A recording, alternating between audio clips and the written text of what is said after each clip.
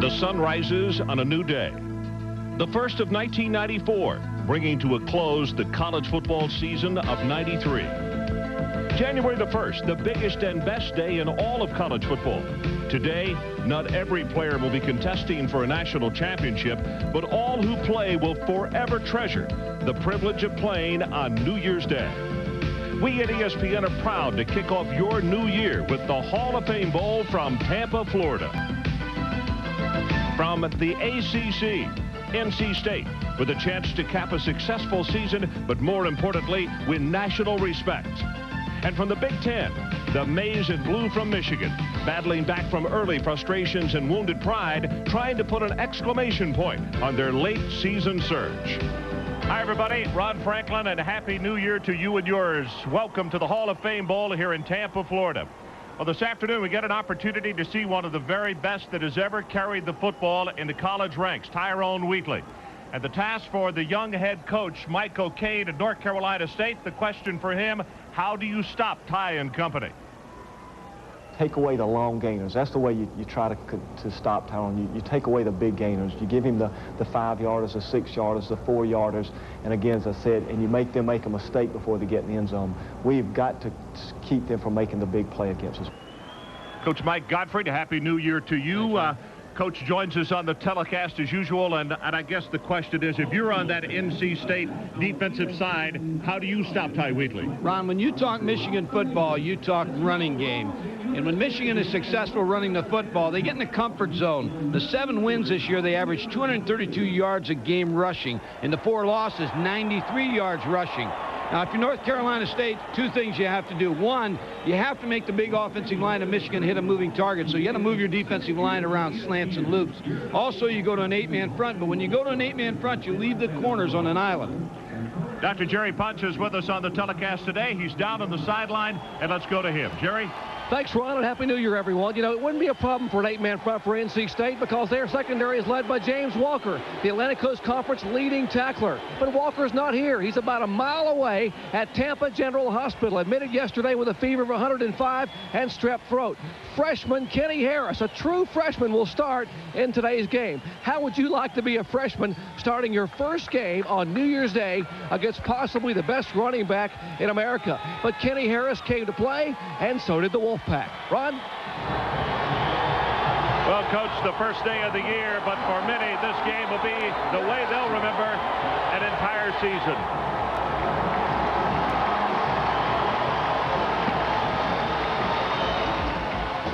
It's a nice reward for our team and our program. It could be a big step for us. Where their program is, and Notre Dame's and the Miami's and teams like that, that's where our program wants to be at.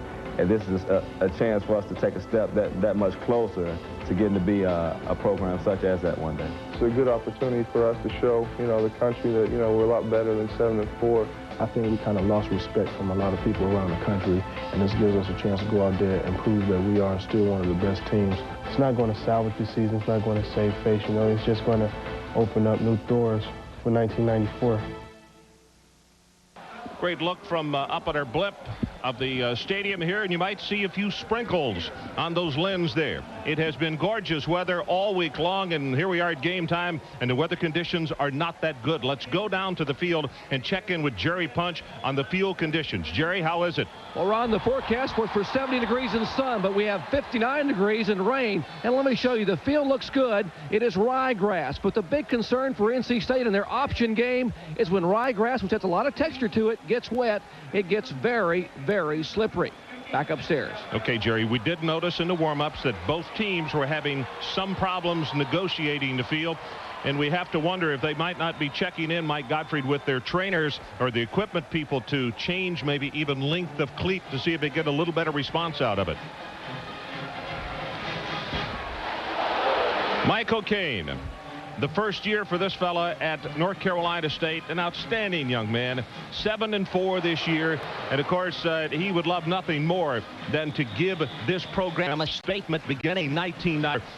But Mike, he's got a supreme effort in front if he's going to do it. He's hitting a team, Michigan, that finished the season against Ohio State on a very high level. And there are a lot of people, when you look at Michigan, say they are the best team in the Big Ten. They didn't make it to the Rose Bowl. Very talented football team and had some injuries during the year, but they're healthy now, Ron. So that's the thing as you look at Gary Moeller, Coach. His fourth year in Michigan, 35-9-3. This season, 7-4. And I don't think you'll get any argument out of anybody across the country that Michigan has to be as good a 7-4 club as there is in college football right now. No doubt, Ron. Johnson and Charles in a dual safety. There you get a look at them as they will kick it off. North Carolina State will receive. They are retired in the red jerseys. Actually, Michigan is the home team, but they wear white as North Carolina State got option on jersey color. Remy Hamilton has it teed at the 35-yard line, and hopefully these rainy conditions will go away, but temperature not a problem. Number 22, Kevin Mateer. Brian Fitzgerald, number 38, to the other side. And the 1994 Hall of Fame Bowl in Tampa, Florida is set to go.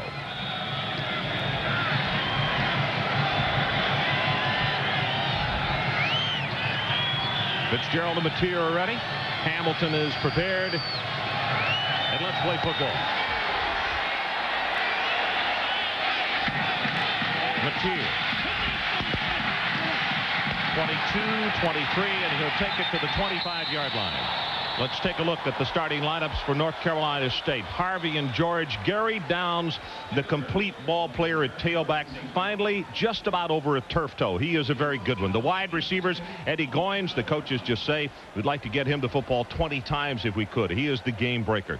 And up front of the offensive line, Eric Taylor is healthy once again. Kym Ward, Henny Ford, and Woods, the remainder of the offensive front.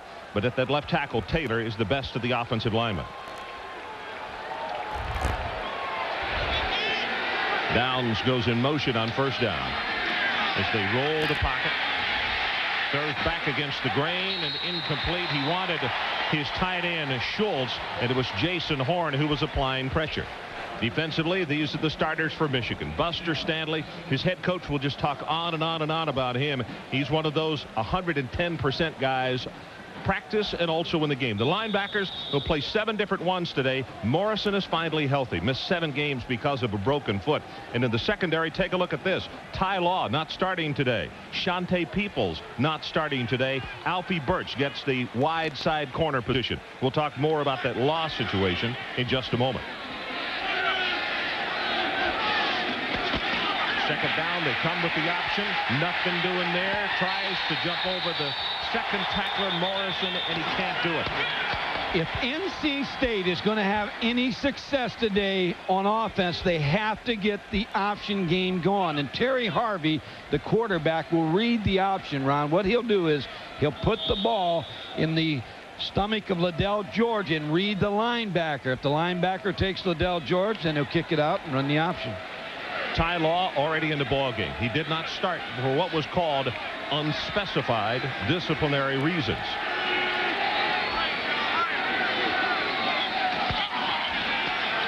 Pressure from the backside, toss over the middle, incomplete. Goins is who he wanted, dropped it at the 31, and Buster Stanley had the pressure on the quarterback, and it's 1, 2, 3, and out for North Carolina State. But if you're North Carolina State, you're the coaches sitting up in the booth. Receivers were open on the first pass. Number 19, Eddie Goins, was wide open, and on the last play they had 2 receivers open. Just didn't get it done.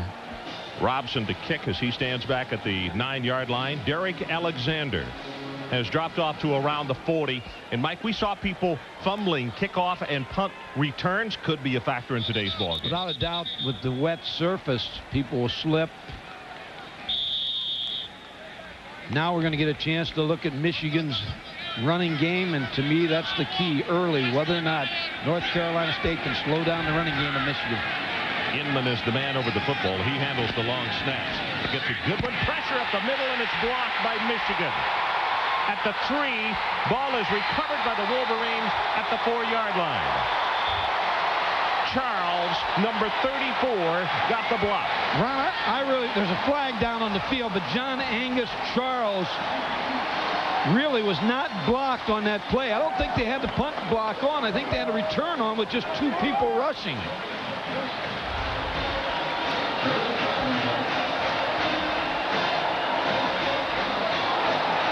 Holding against Michigan. You talk about a huge play. North Carolina State is going to get a first down. Michigan would have had the ball with a first and goal. A lot of times when you have a return on, you try to hold up the team from running down, and you see right there that they have some Michigan players trying to hold North Carolina State so they can't get down on the punt. Mike, here's the question I have after watching the replay, and not to be too quick. I think the holding happened after the punt was blocked or when the flag was thrown. If that's the case, then Michigan will get the ball. We're going back to the line of scrimmage here. I don't think there was a change of possession. I think North Carolina State's going to keep the football on offense. Well, they're jumping around. Dick Burleson is the man who has the task of making the call. On the receiving team, before the ball was in the air, it's 10 yards from the previous spot and will be a first down. Before the ball was in the air, so North Carolina State gets a big break. Coach O'Kane stepping a little livelier. He knows that he just dodged a very large one, and you can see that Mo on the near sideline is anything but pleased. Huge turnaround. Michigan does not have the football. North Carolina State will scrimmage 1st and 10 at their own 35.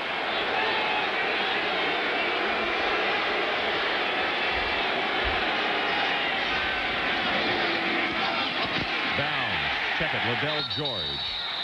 And he will go for a couple to the 37. Matt Dyson is on the stop for Michigan. Deion Johnson, number 28. As I said before, a lot of times you'll try to hold up people. Number 28, Deion Johnson, is, I believe the call is against him, Ron. When you hold people and try to get them from not going down to cover the kick. I think that's the reason Michigan was contending it had to have come after the ball was hit. That's Rod Brown on the carry, and very short yardage as North Carolina State continues to try to move the football on the ground and get something going there. Morrison and Irons on the stop. Lloyd Carr, the defensive coordinator of Michigan, said about Terry Harvey, the quarterback, and he's a quarterback that runs in streaks. If he gets hot and gets in a rhythm, he'll give us some problems all day, so we want to start off early in the game and try to give him some different looks. Mike Clarence Thompson has come into the secondary for Michigan as the extra defensive back.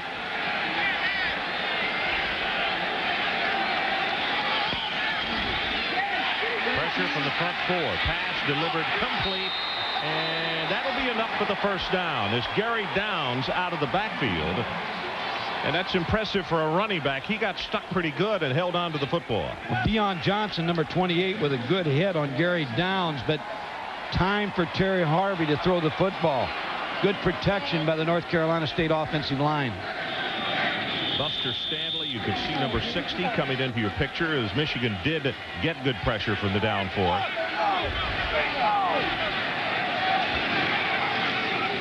Option play. Pitch. 7, maybe 8 yards in the play by Gary Downs as North Carolina State is able to turn the corner, and Alfie Birch puts the stop on him. Mike, well, to me, this is the key for NC State. They're going to run the option in here to try to hold the linebacker. If the linebacker takes the dive, then they'll pitch the ball on the option. Terry Harvey out of center. They get a good block on the linebacker. Gary Downs is running downhill when he catches that football in the option for good gain.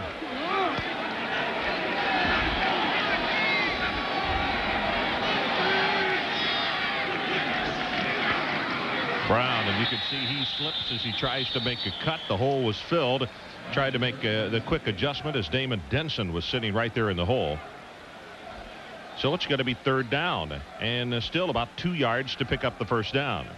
You look for big plays in football games, and that exchange on the block punt early and the penalty really has settled everything down, because you talk about a big break for Michigan to get the football inside the 5 right off the bat. If they take that and punch it in the first minute of play, you're right, that's huge. They need the 43.5. Snap is fumbled. They still fight for it, and Michigan says they have recovered. They have. 55. Dudler is the man who comes up with it. So let's take a break. 10:57 left in his opening quarter. Michigan's football.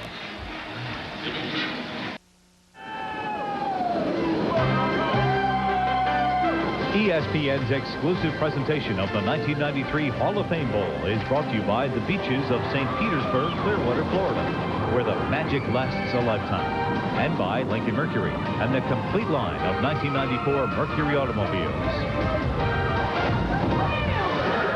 Part of the reward of a bowl game, obviously, is a chance to enjoy a new part of the country, and that's been the case this week. Both teams taking advantage in these shots right here with a trip to Orlando's famous Busch Gardens.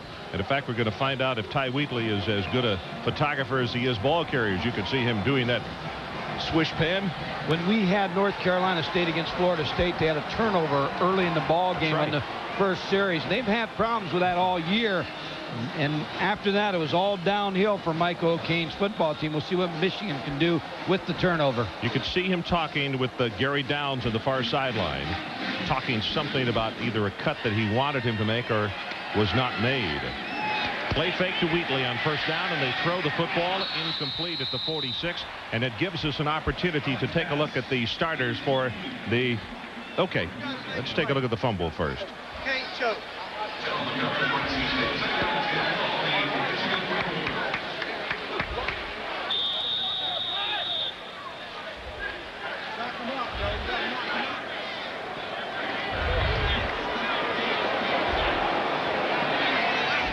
Second down and 10 from the 44-yard line.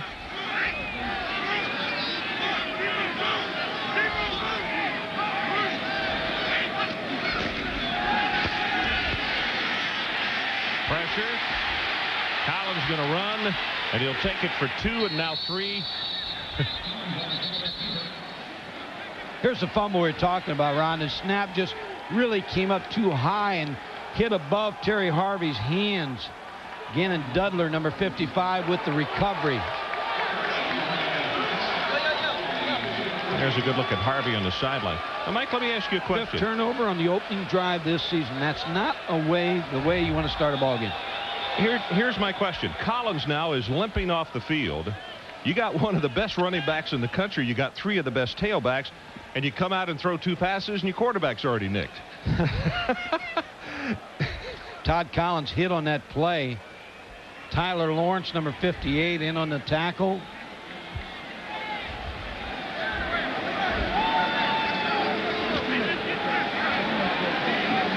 When it's all said and done, when the smoke clears today, it's going to be whether Michigan can run the football. Yeah, I agree with you. That's I wasn't surprised that they play action to Wheatley on the first down, but they came out trying to throw in the second. And as you can see, the junior Todd Collins is in quite a bit of pain as Jason Carr will come into the ball game. Well, you can figure Ty Wheatley should get his hands on the football on 3rd and 6. Jason, the junior out of Ann Arbor, Michigan. 3rd down, and they go with the running play, and Ty Wheatley, good second effort, but he's not going to have the first down. He'll be stopped at the 48. Ricky Bell comes up from his secondary position to make the hit. NC State on defense, a pretty good first series for them to force the punt. Chris Stapleton will come on, and Michigan will not take a chance. So Michael and his youngsters have got to be a little bit excited over there, and the fact that they get a stop on the Wolverines here on this opening set of offensive downs. We're going to go split. All right. Line up tight.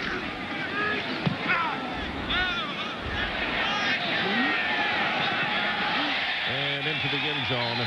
48 yards in the kick, and there's a timeout on the field. 9:20 left in this opening quarter. Still no score. Each team with an offensive possession and no score with 9 minutes and 20 seconds left in this opening quarter.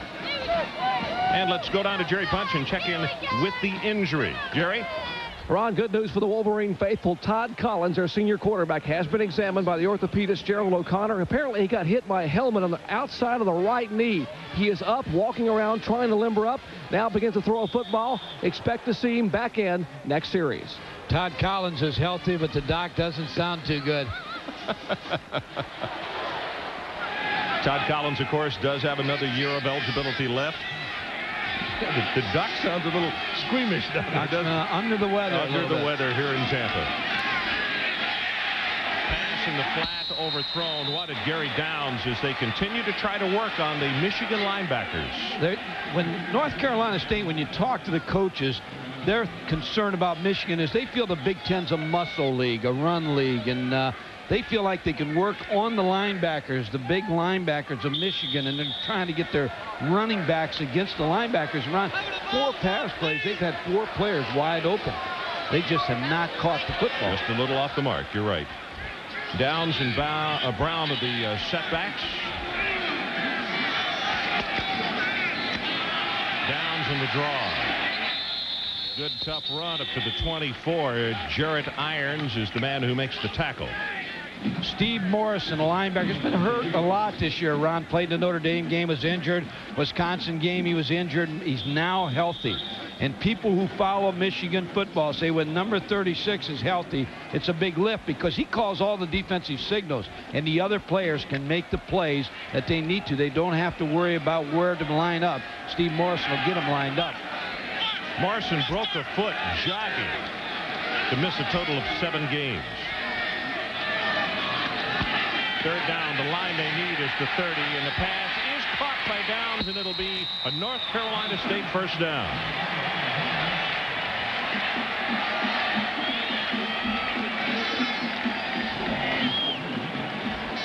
What Terry Harvey is working on is underneath the Michigan linebackers. The linebackers will drop deep, and he'll bring the back out of the backfield. Gary Downs, number 45, you're going to see him left of your screen. See how the linebackers drop back and clear out? He's wide open underneath him. It's just a pitch and catch throw for good yardage and a first down. That was a nice job by Downs. You could see him reach back behind him. Harvey possibly with a few jitters. He's been a little off the mark, but that one they get for a very big first down. And the ball comes loose again. We talked about the rain, and actually the rain has slowed up somewhat, but Mike, it was just enough an hour before the game to really make the playing surface slick. On that play, I don't think what Terry Harvey's concerned about is that he handed the ball to the fullback. He wanted to pull this out and run the option, but all of a sudden the fullback, Rod Brown, just took the ball away from Terry Harvey. The fullback has to keep the pocket and let Terry Harvey decide whether he wants to leave the ball in there or not. You see what Harvey did? Morrison was in his way. He took a pretty good shot at him, blocking on the linebacker.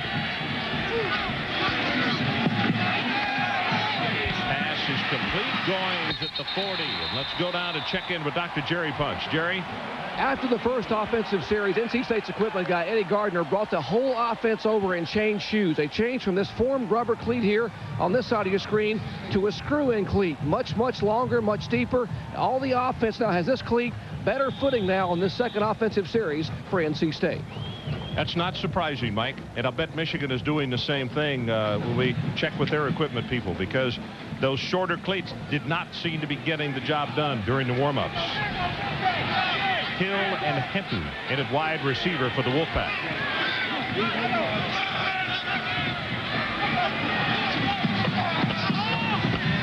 Downs for a couple.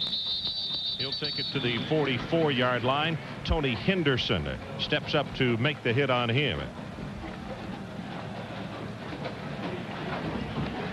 Time of possession in the early going on this one obviously going to be in the hands of NC State, because Michigan threw 2 passes that did not work, which stopped the clock for them. So 1:37 total time of possession. If you've just now joined us, 3 downs and NC State had to punt. The punt was blocked by Michigan and recovered at the 4-yard line, but Michigan was guilty of holding on the play, and the Wolfpack got a reprieve. And that's how we stand right now with no score. 6:20 to play opening quarter.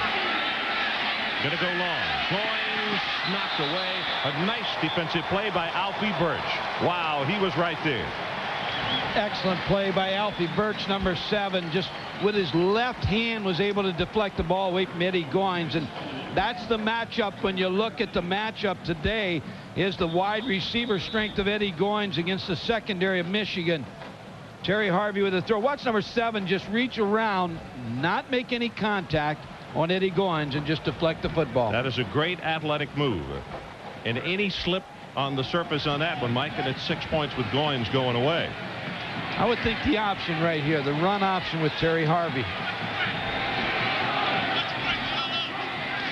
3rd down and 8. Flags come down.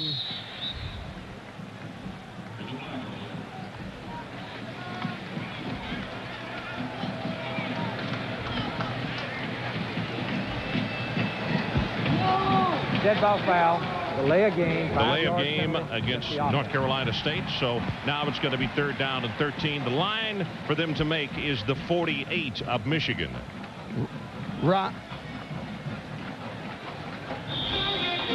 Well, it's tomorrow night. The Jets in Houston. Ernest Gibbons and the division-winning Oilers put their 10-game win streak up against the New York Jets, who are fighting all of the odds for an AFC position. Tomorrow night, 8 o'clock, right here on ESPN.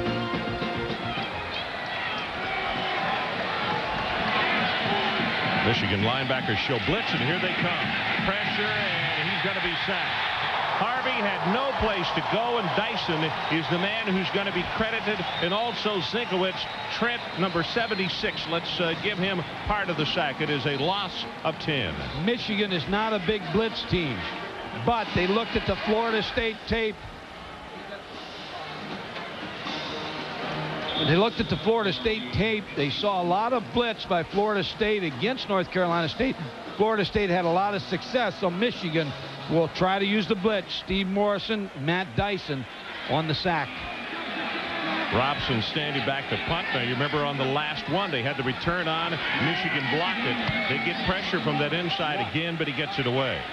Alexander with the fair catch and makes it at the 30. So let's take a timeout. No score here in Tampa. Well, today's appearance by the Blockbuster Video Blimp is part of its 1993 maiden tour through the eastern half of the U.S. And we welcome the Blockbuster Video Blimp and its crew to today's game here in Tampa, Florida. Ron Franklin, Mike Gottfried, and Dr. Jerry Punch. And a Happy New Year to you and your family. Ron, I'd be surprised if you don't see in this Happy New Year here Tyrone Wheatley a couple, 3 times here straight running the football. They've got a big size advantage in the offensive line against North Carolina State's defensive line. On that opening series, as we mentioned, they tried to fool them a little. Now we'll see if they just go back to basics, which is what Michael is talking about. Wheatley to the right side, has 5, counted off at 10. And let's take a look at the starting lineups for Michigan. Todd Collins, who was injured, he has another year left. Foster and Wheatley, of course, in that backfield with him. And the wide receivers, a lot of scouts say that Derek Alexander will go in the first round. Smith and Burkholder, the other 2. And with the offensive line, Mike, you have to say this might not have been the blue chip point of this football team early on, but they have really come together, particularly the 2 guards and the center, and probably Marinaro playing as well or better than any of those offensive linemen right now. Very big group, too. In fact, we were talking before the game, they may be as big or bigger than most professional teams, averaging right at 300 pounds per man. Deep over the middle, almost intercepted. Alexander either got shoved out of his lane or they had miscommunication because he had already vacated. The starters on defense. Carl Reeves, not 100%, but he gets the nod at right tackle. The linebackers, Tyler Lawrence, certainly one of the best linebackers in the Atlantic Coast Conference, maybe in the country for that matter. And in the secondary, 2 very good corners. Dwayne Washington, number 20, a senior, and a lot of the pros like the way this young man plays. Wheatley, the lone setback this time. Gets the grab and the count. Again, 5, 10, counted off at 13. Reeves got a hand on him. Mike, with that kind of action, it makes you wonder, should you unless they just put 8 and 9 at the line of scrimmage, should you ever try to throw the football? Well, you're going to force him. If Ty Wheatley keeps having the success he's having, you're going to force him into the 8-man front, which allows you to throw the football. Tailback counter, Tyrone Wheatley with good blocking. Mark Burkholder, number 80, the tight end, key block. Another first down for the Michigan running back.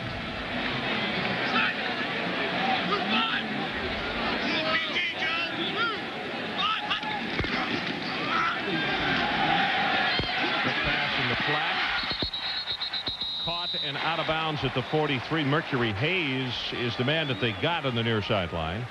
Not enough for the first down, but very close to it. It's interesting thing about Michigan tailbacks. John Vaughn was the starting tailback here. He's now in the pros, and all of a sudden a freshman tailback named Ricky Powers unseated him, and then Ty Wheatley came to school and was the starting tailback and knocked Ricky Powers out of the starting lineup. Well, they've got some good ones. They can go as many as 4 deep, but none any better than the fellow who wears number 6 here. Pumps it, going to go on top. Has Alexander open at the 2, and he just overthrows him. Wayne Washington got turned around on that one. Second and short. I think it was an audible at the line of scrimmage. Todd Collins saw the man coverage on the outside to the wide side of the field with Derek Alexander, his fine receiver, against Wayne Washington. Had him open, just overthrew the football. Talked with Dwayne on the practice field day before yesterday, and I know that some scouts have told us that he may be top 2 or 3 as far as cornerbacks in this country, and he's very excited about the opportunity. He'll get a good look today as far as going up against some stout competition. Third and short. Wheatley tries to bounce it to the outside. This is a good defensive job by NC State. Ricky Bell is the man who puts the stopper on it. That's what happens when you make a play call on second down and short. You have to pick it up on third down. But Ricky Bell, number 42, makes this play. But what really makes the play is North Carolina State made Tyrone Wheatley run to the sideline.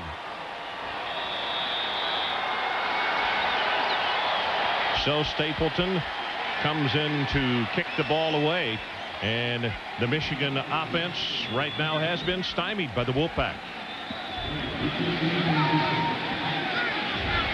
Liddell George, the single safety for North Carolina State, as the kick is for the far sideline, and he didn't get it. It's into the end zone.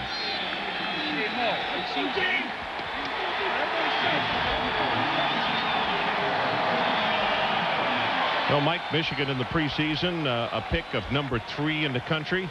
When you lose your entire offensive line, or almost all of it, and you have to start with a new quarterback, I think that was a little bit more than lofty, don't you? Well, Michigan's always going to be in the top 10 when you look at the talent that they have, but they did lose Steve Everett to the Browns, Joe Cacuzo to San Diego Chargers, Tony McGee to Cincinnati, Doug Skeen to New England, Elvis Gerback to San Francisco. They lost a lot of good players here, but you always have good players in Michigan. It's a Downs pass. Overthrown as Goins is the man that he wanted.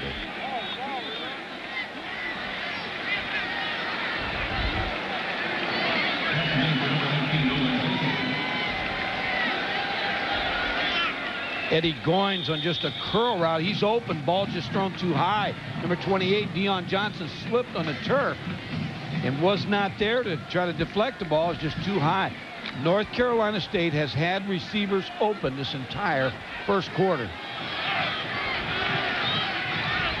Second down's been an option play for them, but they're shifting out.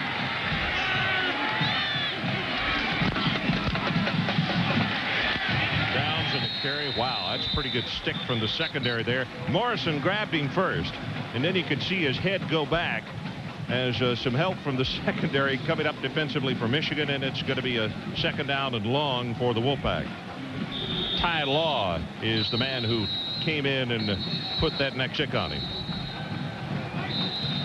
Rod Brown, the fullback, number 35, shifting up to a tight end spot just to try to balance the defense, to get a helmet on a helmet, but there's nothing there for Gary Downs. You're right, Steve Morrison with a big tackle.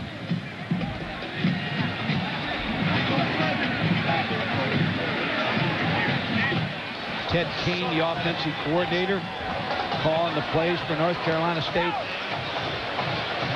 First thing Ted said in the practice field the other day, he said, the last time that you guys visited with us down at Florida State, he said we had those 2 early turnovers and really helped dig our grave. He said, I hope we don't do that on Saturday. They have had a turnover, but they have kept Michigan out of the end zone. You don't think he was inferring we're bad luck, do you? Well, it hadn't rained here all week, I'll tell you that. Cloud on our top of our head. Third down, and they need the 30-yard line.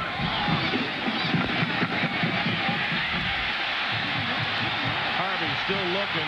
He's going to have to do something. Gets away, has the first down, and boy, does he take a hit at the 35. Dyson and Morrison diced him. I mean, they really gave him a shot, and the youngsters right back up after a gain of 13. Harvey showing that he is a very tough kid. Defensive coordinator Lloyd Carr is not going to like this. When you lose contain on a 4-man rush, and that's what's happened, now Terry Harvey has a lot of time to make a decision. He finally makes the right decision to run for the first down. Boy, he took a pop there and got right back up. You know, he's a pitcher, Mike. He is accustomed. He let those linemen get right on him before he pulled up just now. Rolls the pocket this time and delivers it incomplete, and he's got the man open. Goins gets up and hollers encouragement to him, but that one you just got to let go. He had him open. They're going to look at this first half, or first quarter of the ball game. North Carolina State's going to see how many missed opportunities they've had dropping the football. What happens here is Steve Morrison falls down, the linebacker. You see him, number 36, he fell down. He really had coverage on Eddie Goins, but Eddie Goins just dropped the football. Harvey now 3 of 9, 22 yards. Harvey, of course, a baseball pitcher, tossed a no-hitter against Florida State last year. Option play to the open side. Got some room. Down. Good heavens, what a hit. That's Winters who comes up and puts the stop on him. And let's check in with Jerry Punch. Ron, you mentioned what a baseball pitcher Terry Harvey was. Out of high school, he was drafted by the Yankees and turned down 6 figures, a $100,000 plus salary. Last year, after he led NC State to their best record ever to 49 wins for Ray Tanner's baseball team, he turned down a reported 7 figures, almost $1 million from the New York Yankees, not to play baseball, but to stay here, get his education, and be a quarterback for the Wolfpack football team. Thought it was interesting, Mike. He said that in that no-hitter against Florida State last, he said it was early and there was no fancy stuff. I was just throwing heat in those last 2 innings to get it. But anytime you no-hit a baseball team as good as Florida State is every year, that's saying something. Big opener. Ball is on the ground. North Carolina State has recovered it. Brown fumbled it and got back on his own fumble at the 48. 1st and 10, Wolfpack. You talk about his baseball career, Ron. He led the United States team against a victory over Cuba. And the only other pitcher to do that was Jim Abbott of the Yankees. So you're talking about a pretty good athlete here in Terry Harvey. Great competition between 2 good friends, Harvey and Bender, who is the backup. Whistles right now, and we still got 1:28 left to play in this opening quarter. If you've just joined us, we have no score. If you're a North Carolina State fan, officials timeout. We have a problem with the clock.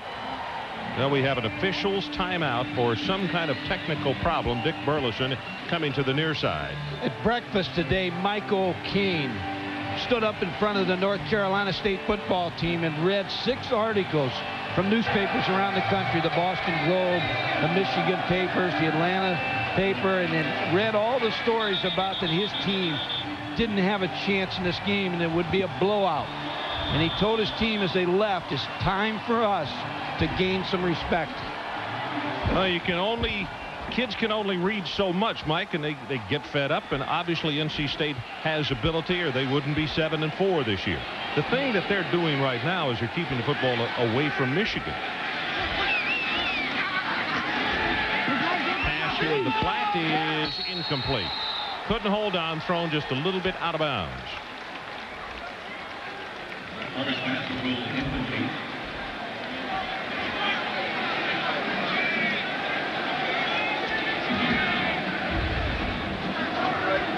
Last two situations where North Carolina State has needed a first down, they went to the option game. They feel like they can run the option against Michigan. They had success against Iowa a year ago and Purdue out of the Big Ten this season with the option game. 2 tight ends, 2 wide receivers, and 1 setback for North Carolina State. Play action, pressure from behind, and Dudler is there to swamp him at the 43-yard line.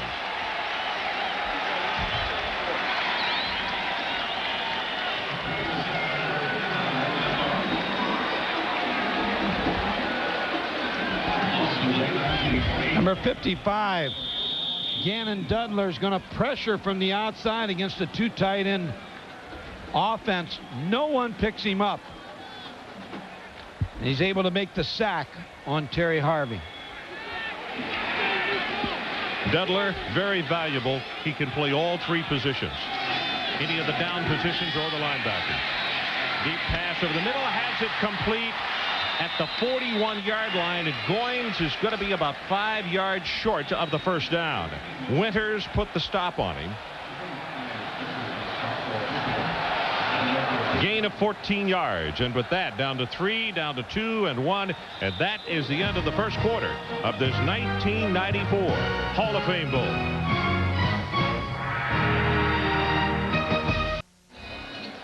Welcome back to Tampa, Florida, and a happy New Year to all of you here in 1994.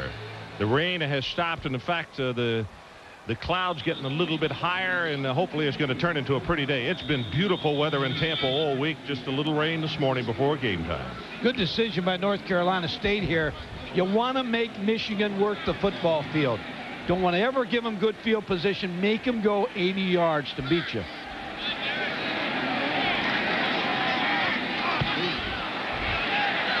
Good kick. This one's going to reach the end zone, though. In fact, it's going to reach the back of the end zone. So it'll be 42 yards on the kick. And Michigan will take it over at the 20-yard line. Mike, let's talk about, I'm a little surprised at the play selection for Michigan so far in this ballgame. Well, 9 plays. They've had 5 runs and 4 passes. And rushing, Tyrone Wheatley has 4 rushes for 26 yards. What Gary Moeller's trying to do is get a mix. He's trying to get the running game going, but he's trying to throw the football so that he has both dimensions.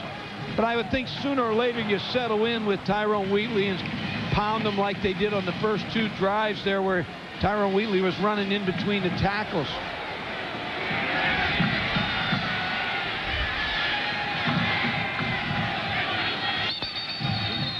Flags come down, and looks as though we're going to have procedure.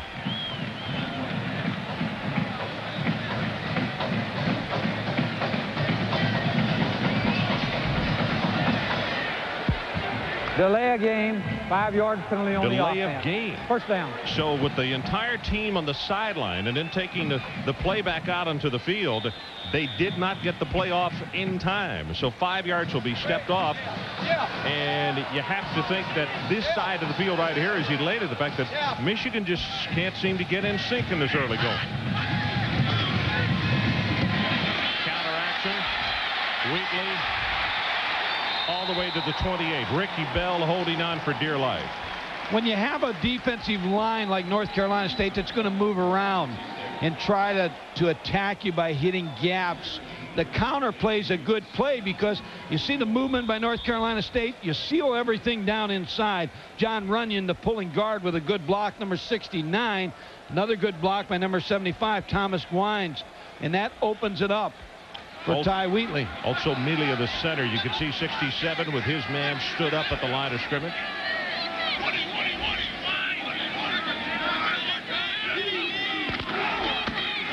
Wheatley bounces it to the outside. He's going to have the first down. William Strong is there to put the stop on him. You remember William Strong was our player of the game in that Florida State game, and he came up to you on the practice field this week, and he was wanting to know where his plaque was, Godfrey. Well, he was not gotten it. Well, he was talking about, he said, was I the player of the game? And he said, did my school get $1,000? You told him yes. And I said, what are you worried about, a tax deduction as a college student or what? He said, no, I'm worried about my plaque.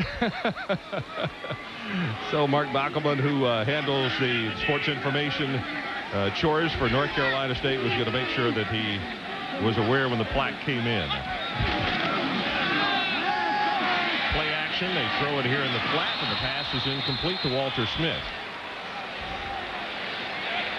Big advantage in the offensive line for Michigan. We talked about it early in the game, and you look at Thomas Gwines and number 77, Trezell Jenkins, 6'5", 292 for the Michigan offensive line against 248 of North Carolina State. So the advantage, Ron, is with Michigan in the interior line. Well, a lot of quick, fast teams have taken that advantage away from bigger teams. Well, that's right. They have. That's Burkholder in motion. Now here comes flags flying.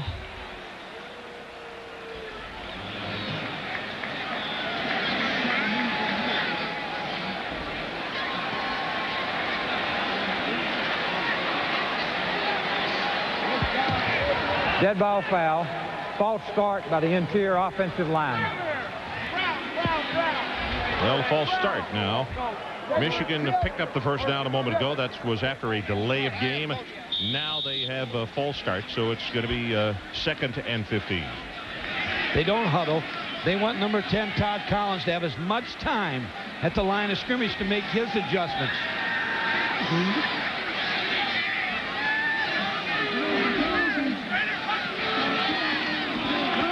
Draw play to Wheatley. And he will take it out to the 43-yard line as Gallen is there hanging on to him. Talked about what Michael O'Kane said to his football team at breakfast. Talking to Larry Sorensen, who does the color for the WJR in Michigan, said that Gary Moeller was talking to his team about representing the Big Ten in bowl games. He said, we've been off to a rough start in the bowl season here for the Big Ten. It's time for us to uphold the conference.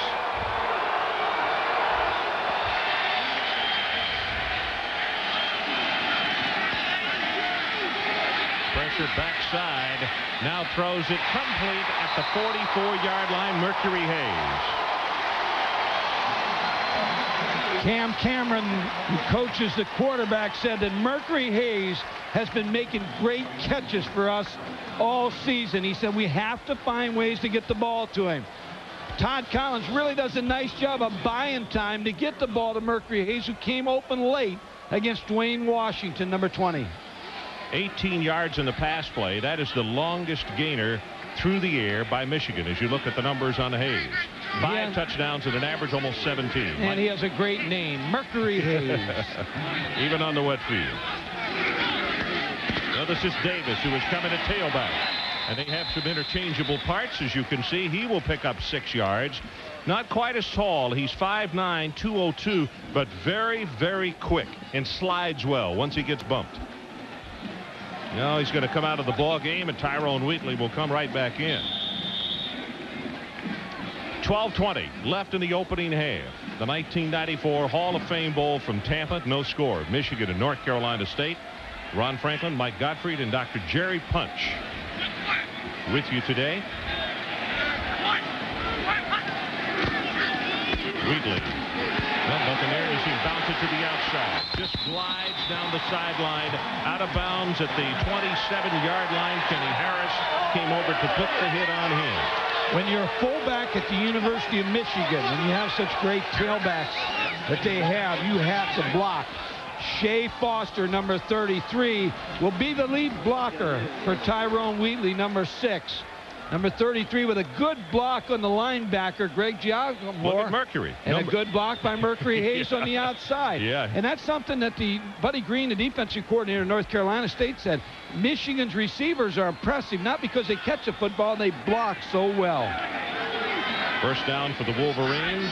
Deepest penetration for them today. Wheatley, nothing at right tackle. Tries to take it back to the middle, and there's nothing there. That's a good job defensively. Folks, remember this name, Ricky Powers. He was the starter here at Michigan. He's had a couple games this year where he fumbled the football. He's a captain and the captain spot at the University of Michigan means a lot. But the coaches talked about his attitude. He's never been selfish. He's never give up. There's a player, I believe someday, Ron, you're going to see him in the NFL, Ricky Powers, number 12. He will overcome what's happened to him and be a better football player for what's happened here. I'll be anxious to see when he does come in this football game today, because I know that Wisconsin and Illinois both are ever present in his mind. As Wheatley turns the corner, and he's going to walk it in. Touchdown, Tyrone Wheatley, 26 yards.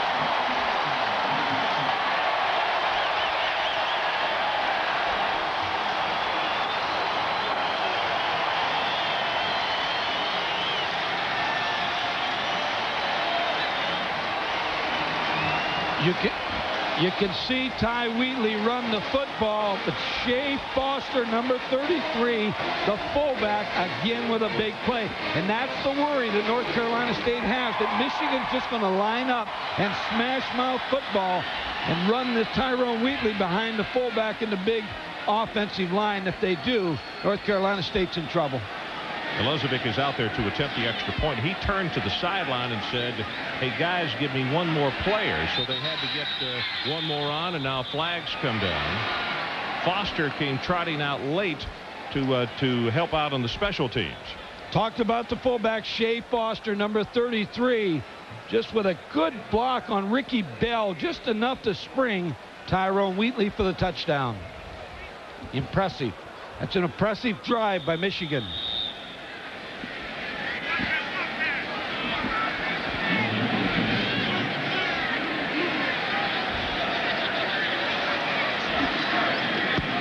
With the kick, and he's good.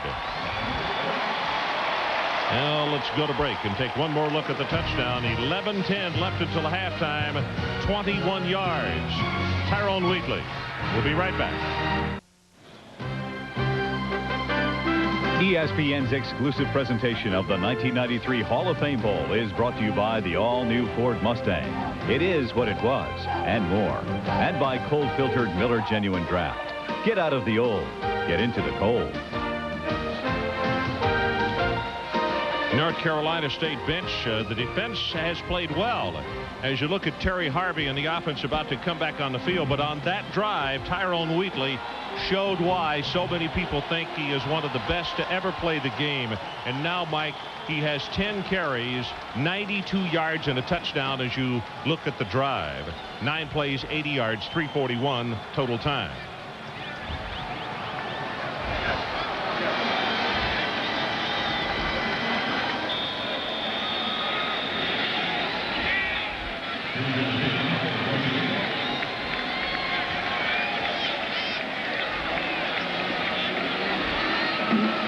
Hamilton to kick it off for Michigan.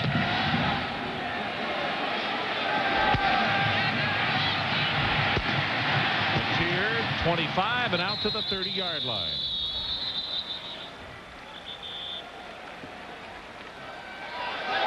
Big here on the carry for NC State. He'll bring up a first down. Well, Ty Wheatley, a big decision, only 9 days away. Will he enter the NFL draft, or will he come back to Michigan?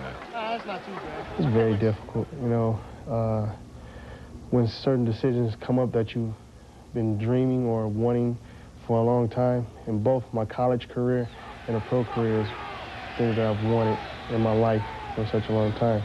And, you know, even coming up, my mother stressed, you know, school, and, you know, even more school, the degree. But also she said there are your goals in life that you have to achieve. And, you know, and staying in school and probably, you know, going to the pros is both of my goals. It's a very hard decision. Tyrone Wheatley, as North Carolina State picks up 5 yards on the option play.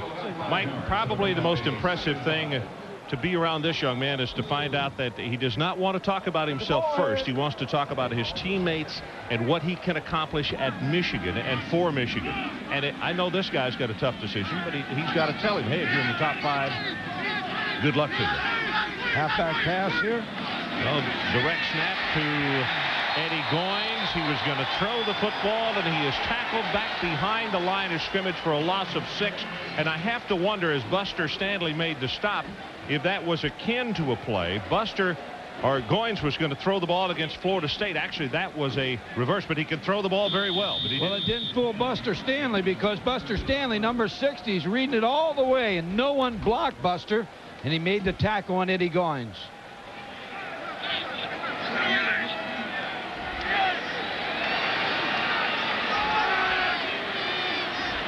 Third and 11 for the Wolfpack, and they fake the run. Harvey almost falls down, delivers his pass. Almost intercepted and should have been by Johnson. Dion was there, and it just went right through his fingertips at the 45-yard line. Ron, you go back to Tyrone Wheatley, the decision he has to make. The biggest question about Tyrone Wheatley is he has not been healthy all year. He hasn't played 4 quarters in only about 2 ball games, and he's taken some hits. And when you go into the pro level, you play more games. You play against bigger people all the time, and it's tough for a young guy when he comes out. But of course, the decision's going to be made on money and against staying at Michigan at this particular time and where he's going to be drafted. Here's the punt. This is a good coverage kick. Is Alexander. No fair catch. He retreats to the 21. Turns it up. Got one man to beat. Alexander is off to the races. Touchdown, Michigan. 79 yards. Big block by number 83, Todd Richards.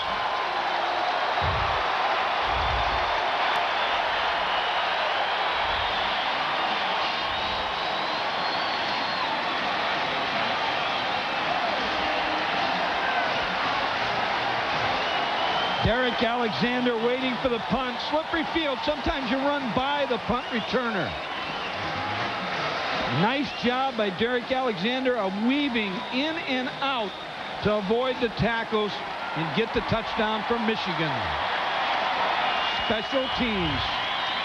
Well, Alexander has very good speed because there were some speedy people from North Carolina State after him, and he turned and left him as the extra point attempt is up and good. 39 yards in the kick, but 79 on the return. We'll be right back. Good look at Alexander on the sideline as he has just scored what is now in the record books the longest punt return in the history of the Hall of Fame Bowl.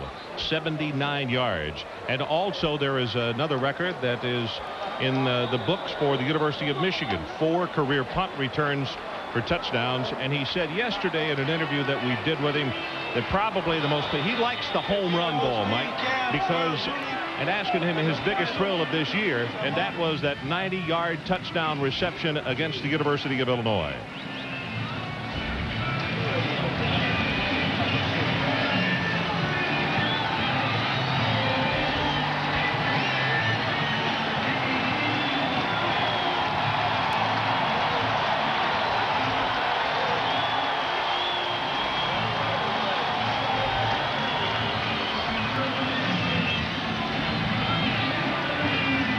Okay.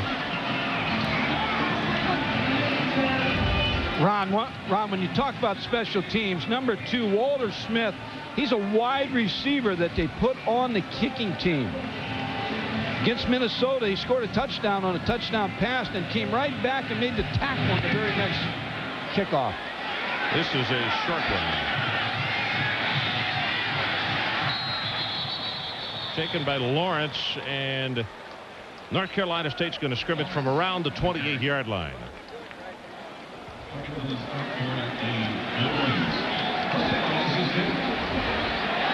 First down for North Carolina State has been a great down for them to run the option play. They've averaged over 5 yards on the option play on first down. See if they come right back to it. Well, 2 possessions, actually one with the punt return, and of course the other, the long touchdown run by Tyrone Wheatley. So 14 down the Wolfpack offense as they come back out, and they go option. And you're right, Mike. They have the first down, plus 5 and 10 more in downs.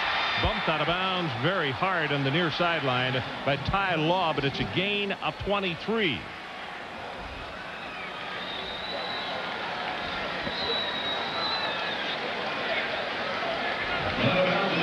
First down, the option play. They ran away from the wide side of the field. Here's the kick out to Gary Downs, and there's no run support for Michigan on the outside.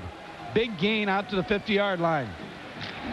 Number 36, Steve Morrison, slipped on that play. First down, been a big, big down for NC State with the option. Downs now 8 carries for 61 yards.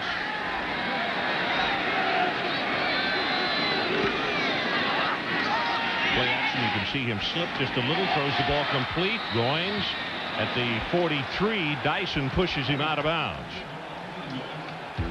Well, tomorrow at noon, NFL Game Day, the award-winning Sunday NFL preview show. Join the host Chris Berman along with Tom Jackson and Chris Mortensen for a look ahead at the playoffs, the final week showdown. And then all of the day's highlights at 7 o'clock on NFL Primetime. 2 division titles on the line tomorrow.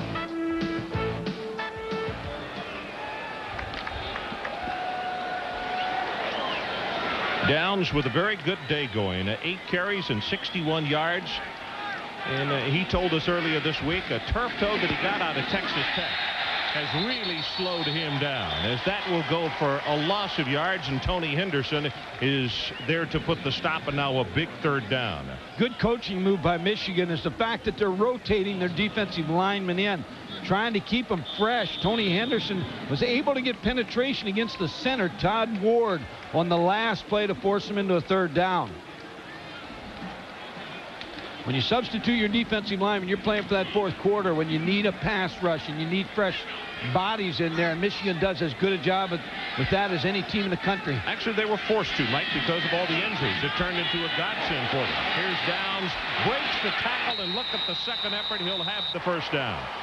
I'll tell you, this young fellow right here, he has been asked when he goes to the combine to come in at about 225 because he's looking at, or they're looking at him as a pass-catching fullback type.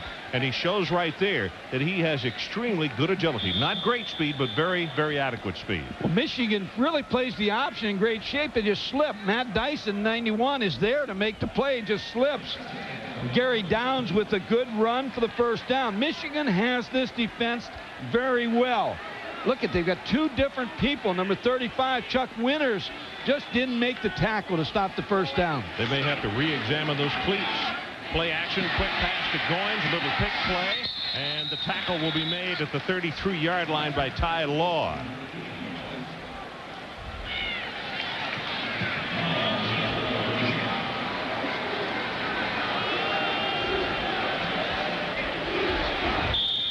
Goins, one of those players who, as we mentioned in the starting lineups, coaches would like to get the football to him as much as 20 times as they could.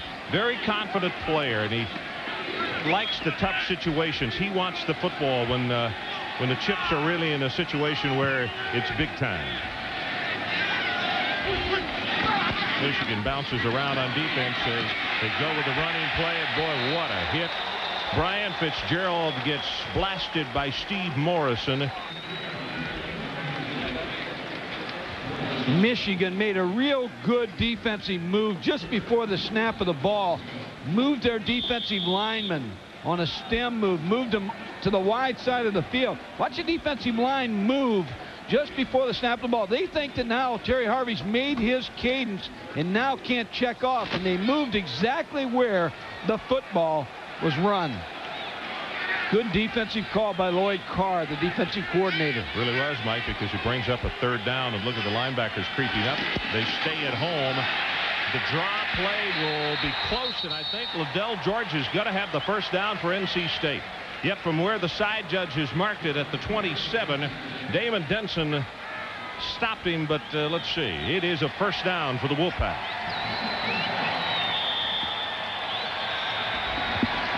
This is Greg Madison, the defensive line coach. He'll substitute his defensive lineman every 8 plays or 2 series, whatever it comes out. And he'll keep his defensive linemen that are not in the game right beside him so that they can see how NC State is blocking the players on the field. Another trick play. Yep, Eddie Goins is directly behind the ball. Now he throws it very well. Got a man wide open, and he underthrows the football. Ray Griffiths, good heavens, there was nobody from Michigan within 5 yards of him when he broke it. Then as soon as the pass was thrown in that direction, they closed, but that was 6 points for North Carolina State. Yeah, Terry Harvey, the quarterback, he was open in the flat also. They were practicing the other day. Terry Harvey went out for a pass, and And they ran this play, and he dropped it. And Jeff Bender, the backup quarterback, said, just like a quarterback, get a chance, you drop the ball. That was good, soft quarterback hand. I think the way Eddie threw that, it looked like he had the old stick-em on his hands. And a 52-foot fastball. They set the screen to the short side. Nice grab by Downs. Tries to stay in bounds, and he can't. He's going to be forced out at the 19.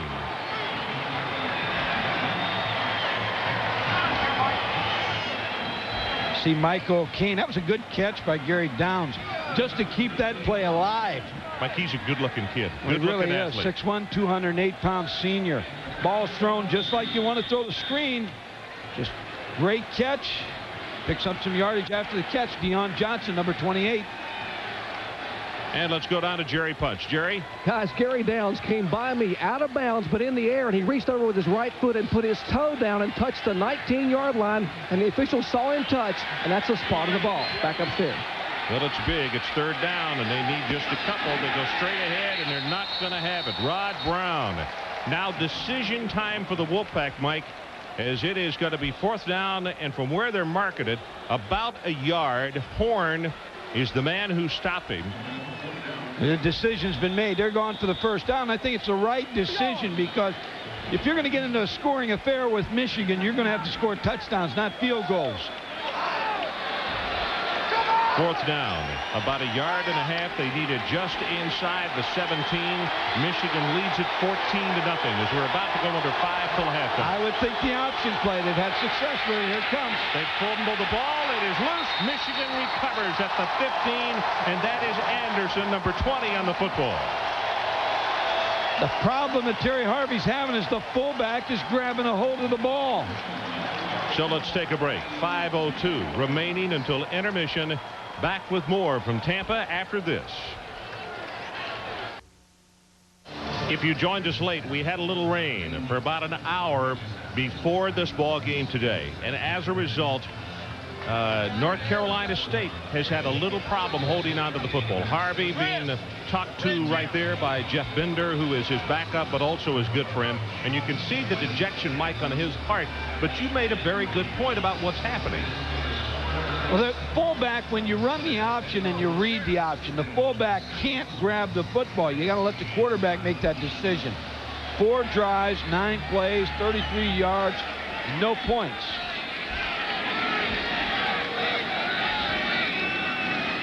Tyrone Whitley. And continuing to fight his way out for a gain of almost 6 out around the 21-yard line. Gallen is down in the bottom of the stack. Also, 21 William Strong came over to help. Jerry Punch, what do you have for us?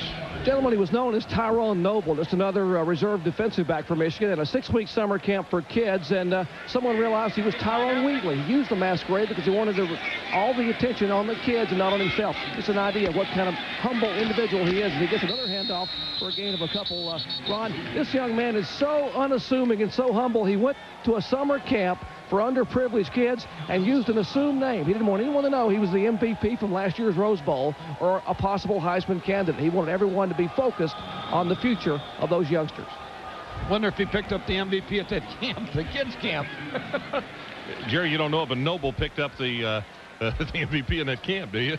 I think he probably had a good shot at it, you know. And that's a concern, by the way. He was concerned. He preached staying in school to all those kids, and he wanted the kids to know if he leaves to go pro, he will definitely come back and complete his education. He's the lone setback. Pressure from the backside. Collins gets it away, though, and did he catch it? Yes, at the 30-yard line. That will be enough for the Michigan first down. It's Walter Smith. When Tyler Lawrence really blitzed. Oh, when you're a running back, Ty Wheatley's going to find out you got to block in the pass protection scheme. Tyler Lawrence, number 58, just ran over him. Tyler is a very good one. 6'3", 243 pounds.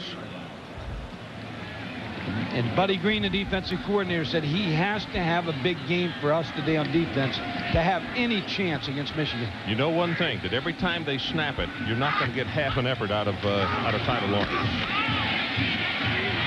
Straight ahead with Wheatley, and he'll have a gain of 1. That's about it. We're about to go under 3 minutes left until halftime. 14-0. Michigan leads on a Wheatley run of 26 yards and then a punt return by Alexander of 79 yards. Longest in Hall of Fame Bowl history.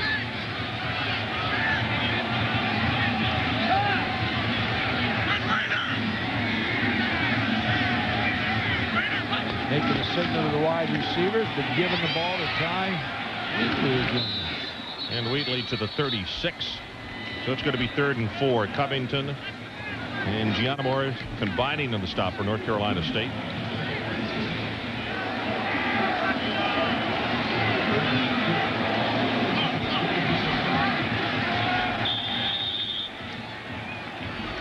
Mark Burkholder, number 80, the tight end, has been a possession type receiver for Michigan in 3rd, 4, and 5 yards. And they take it to Wheatley, and a pass in the middle, complete, this time to Damon Jones, the other tight end, Mike, and he will take it for the big gainer down to the 47-yard line. Damon Jones, a backup tight end, came from the backside and was wide open, and the reason he's open is because anytime you fake the ball to number 6, you're going to get everybody's attention.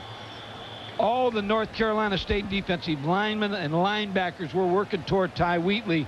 Wide open Damon Jones across the middle. You know, Jones really hadn't played that much until almost the Wisconsin game, and all of a sudden they look up and they're throwing the football to him. They think he's going to be an awfully good one. He's very big. Here's Davis in the ballgame at tailback. And we talk about his quickness, a little different gait from that one of Tyrone Wheatley, and he'll take it to the 39. Wheatley, by the way, 14 carries, 103 yards.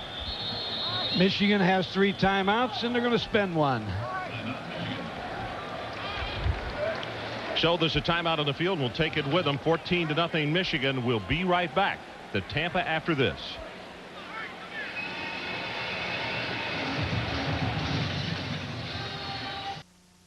$14-0 Michigan leads this one. Coming up at halftime, the Duracell halftime report live from the Orange Bowl. Sports Center update, and also Sugar and Cotton Bowl previews. That and even more at halftime.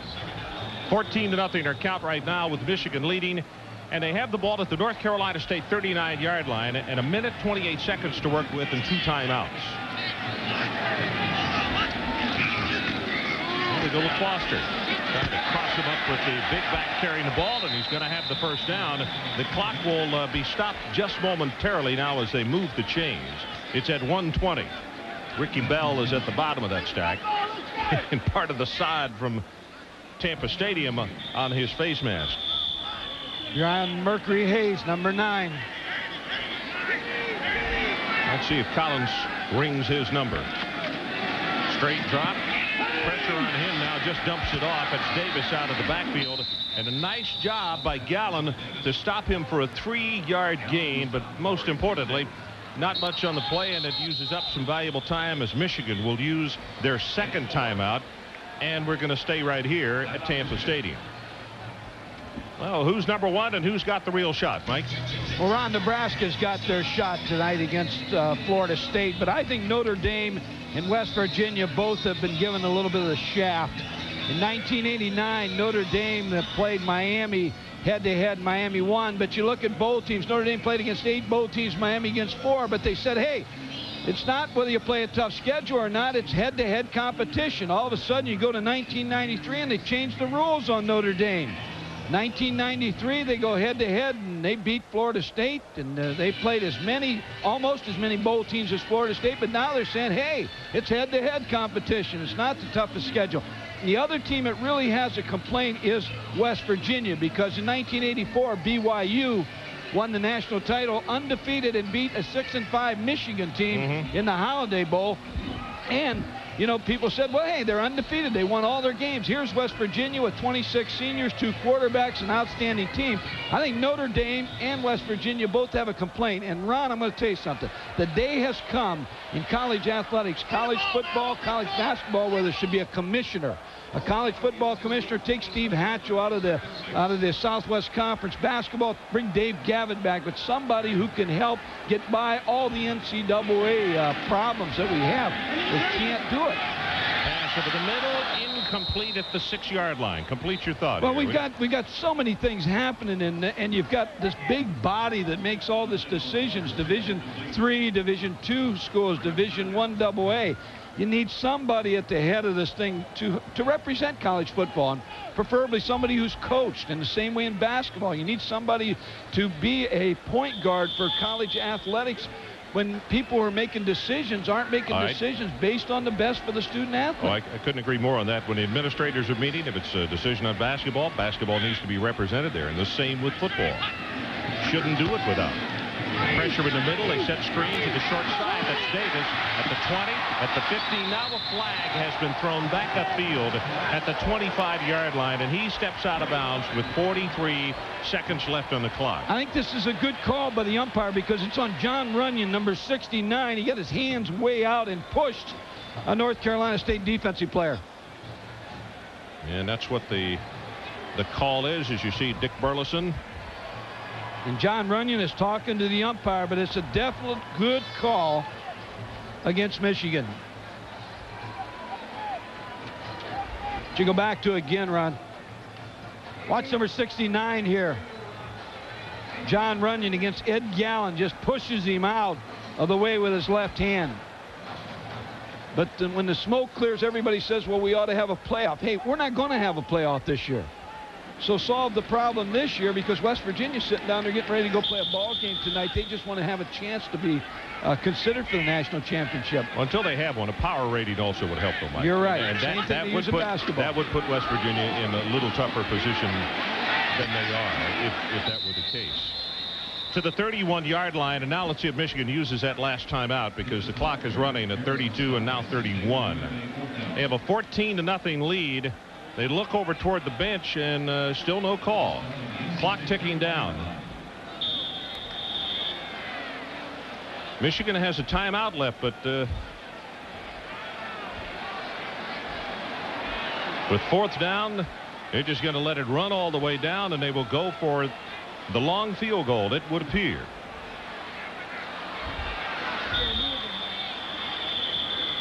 Well, they called the timeout at 3 seconds. So let's take a break. We'll be right back to Tampa after we pause for this.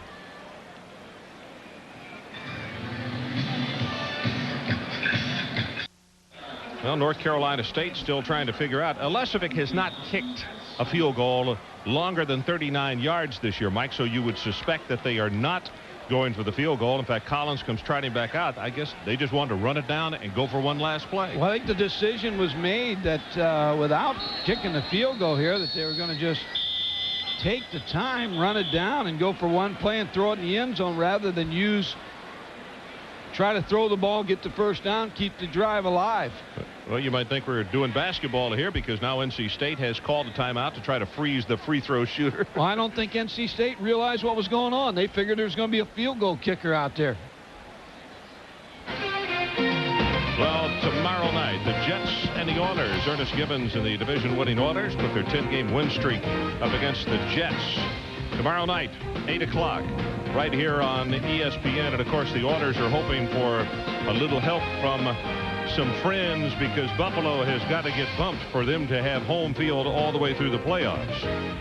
Ron, a little confusing of what has happened here, let me tell you, because wasted a lot of time on the clock. Now it looks like what Gary Moeller is going to make his decision on is based on one play, put the ball up and throw it to the end zone. And Gary Moeller on the sideline talking it over with his coaches. You know, you could tell this is an NFL stadium. Instead of letting the bands play, they play this recorded music in between. Oh, you like rock and roll too, I know. Me and Joe Vandiver. Mercury Hayes, number 9. You just send your receivers to the end zone here. Number 32, last play of the first half, unless we have a penalty. Just goes up on top for the end zone, and it is caught for the touchdown by Toomer. Unbelievable.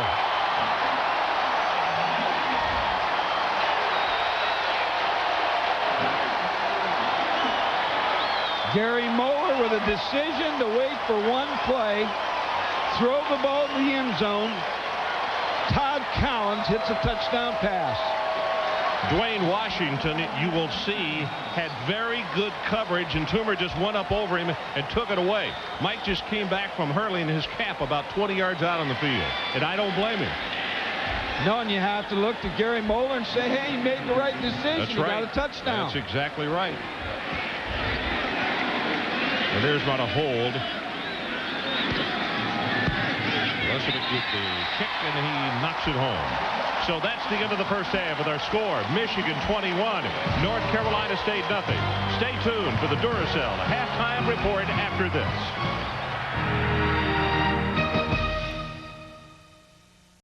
Gentlemen, at halftime, Gary Moeller told his football teams that, hey, I'm going to give you a little history lesson. Remember who came back 7 consecutive weeks during the season? NC State.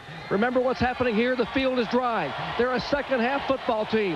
And remember what happened to Southern Cal this week? They were up 21-0 and had to hold on to win in the second half. He gave his team a history lesson, and I hope you remember it for the next 30 minutes. Back upstairs. Okay, Jerry, you know, one of the things that also the players talked about yesterday for Michigan, they said, hey, Big Ten Conference is not off to a good start, and this is before they knew of 2 more losses yesterday, and they said, we want to represent our conference extremely well. It's important to him, Ron, and Jerry Punch, what he was talking about there, North Carolina State has scored 153 points in the second half, but Michigan has only given up 58 points in the second half. So a team that's very strong offensively in the second half will have a chore because Michigan has been a great second half defensive football team. Let's take a look at the stats in the first half, and this will tell some of the story. Turnovers 2 against North Carolina State. That really sticks out. The 79-yard punt return, obviously, Mike, but in total yardage. I think the big difference is Ty Wheatley in the running game. I said it from the beginning. When you play Michigan, since Bo Schembecker was there, they want to set the tone with the running game. If they can run successfully, they get comfortable and they feel like they're in control, and that's exactly the way they feel now. And, Mike, when you break the numbers down, Michigan only had 39 yards in the first 15 minutes of play. They had 184 in the second quarter. So the totals at halftime, Michigan 223 and North Carolina State 133. And NC State, when you look at the first half, and they go back and look at their film, drop passes, incomplete passes, they've run the option with success. They had a good first half. Terry Harvey 6 out of 15, but that's not indicative of what happened in the first half. A lot of drops by his receivers. Yep, that's for sure. And also early, he was a little bit off target. So now was a time where you can kick off to Michigan and try to get them to go 1, 2, 3 and out of there and try to show that the changes that you made at halftime are gonna stand big for something. You talked about the Big Ten Conference, Ron. They got 3 teams in action today. Michigan, of course, Penn State against Tennessee and Heath Schuler, and Wisconsin against Terry Donahue and UCLA. So 3 chances for the Big Ten today to show what kind of conference they have. Mercury Hayes and Derek Alexander will be the 2 deep backs for the Michigan Wolverines as Vitek prepares to kick it off for North Carolina State. Good look at Steve. 21-0. His ball club is down as we open this third quarter of play in Tampa.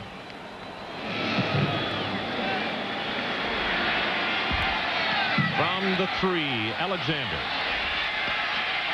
Well, he had a 79-yarder. He's going to get off again. He'll take this one back to the 31-yard line. Ball came loose, but they say he was down. It's a 28-yard return.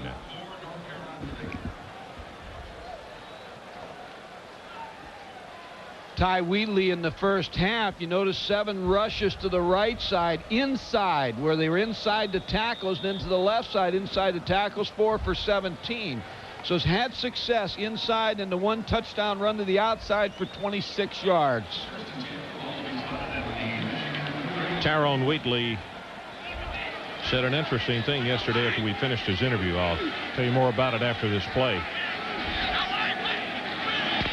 And they go with him, and he'll take it for 3. Mike, I asked him, I said, if there's anything really missing, something you'd really like to do before you leave Michigan, and he said, you know, come to think about it, he said, the most I ever carried the football was 38 times in high school. We were talking about a good back getting lathered up, and they seem to get better, you know, with their laddered carries. And he said, I really would like to carry it 40 times one ball game. And we told his head coach that yesterday and kind of turned his head. I don't think there are 40 footballs for him to carry with the depth you've got, though. Do you? Not, but I'm not sure today that he's not going to head toward a large number of carries here in the second half. Play action over the middle. Got him wide open. Walter Smith down to the 45-yard line. Ricky Bell.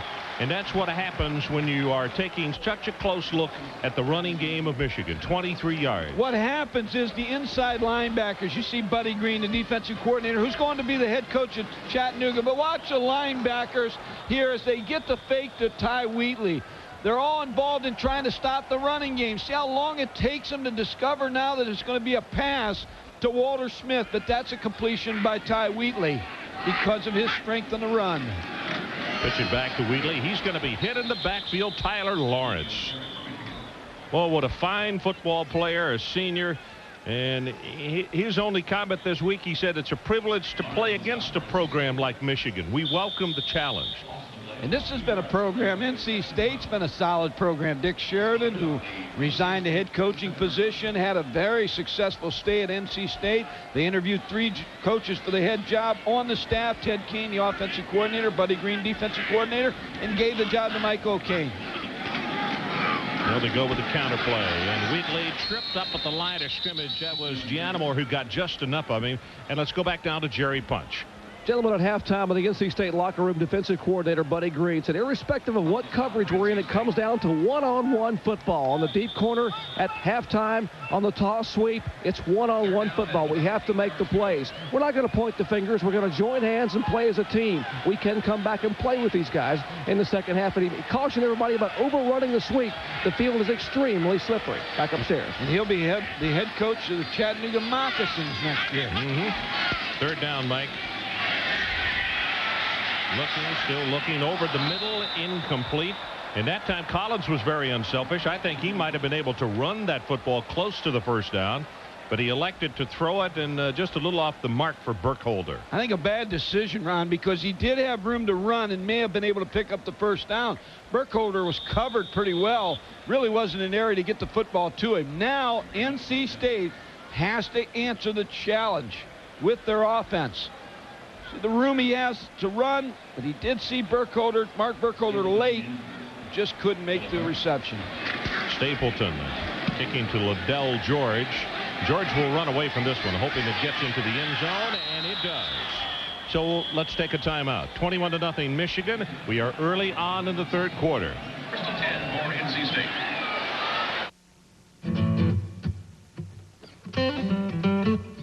What's in the bag? Lunch, quarter pounder cheese, fries. Kicking for it. You and me for my quarter pounder. First one that misses. I know, watches the winner eat. 50 order, split the uprights.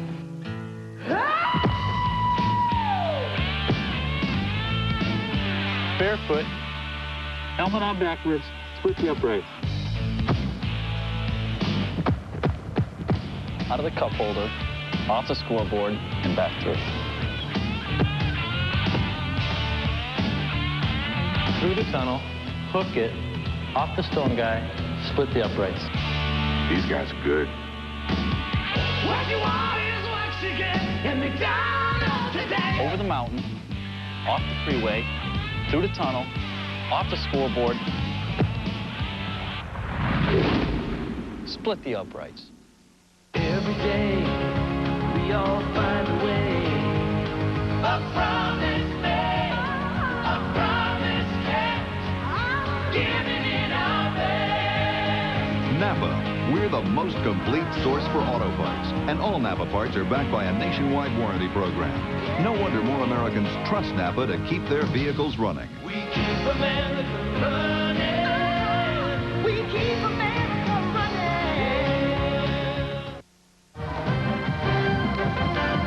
ESPN's exclusive presentation of the 1993 Hall of Fame Bowl is brought to you by Thrifty Car Rental, historically known for low rates, and by Duracell batteries. No other battery lasts longer. So this is a week not just for the players, but the bands, cheerleaders. Everyone took advantage of Florida's sand and surf. And one of the sculptures that is made down on the beach, sand sculpture.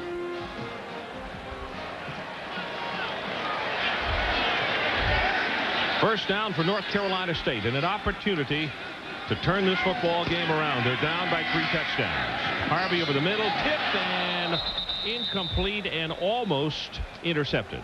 We're going to look at Terry Harvey's passing chart, but I'm just going to put an M-O on there because that's missed opportunities. They've had so many drop passes in this ball game. You scared me. Thought I was calling for Mo, huh? I didn't know. Pass offense, 243 a game, and today only 56 yards. Can't drop all the passes. It's not Terry Harvey's fault. Eddie Goins, 19, is his go-to receiver. Lots of time, deep over the middle. There it is. Caught the ball and Hinton fell down, but it's enough for the first down at the 37-yard line, gain of 17.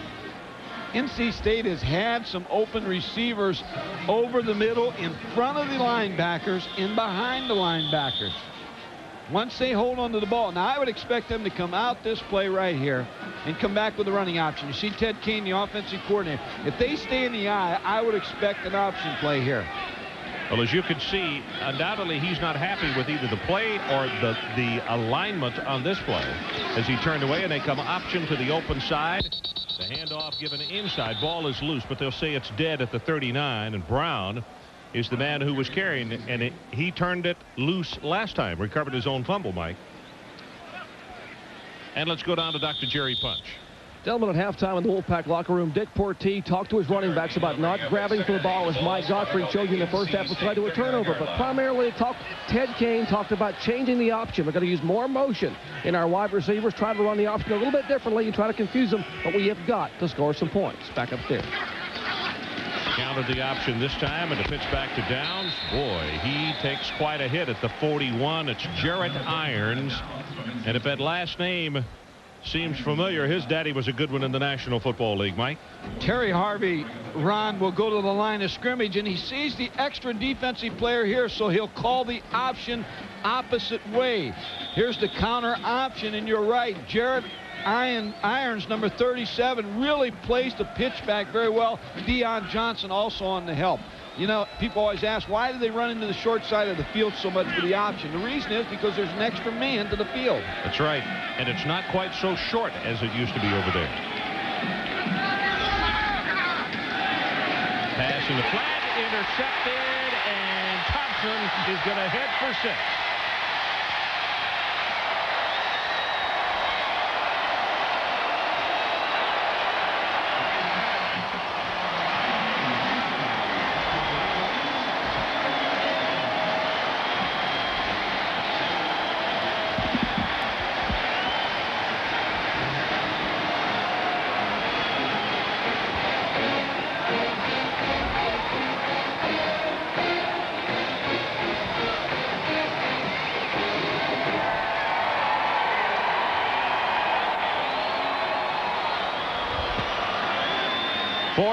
Yards, his third, or the third turnover of the ball game against North Carolina State. Lezovic knocks the extra point home, and let's take one more look at it. Thompson with the interception, 43 yards, 28-0.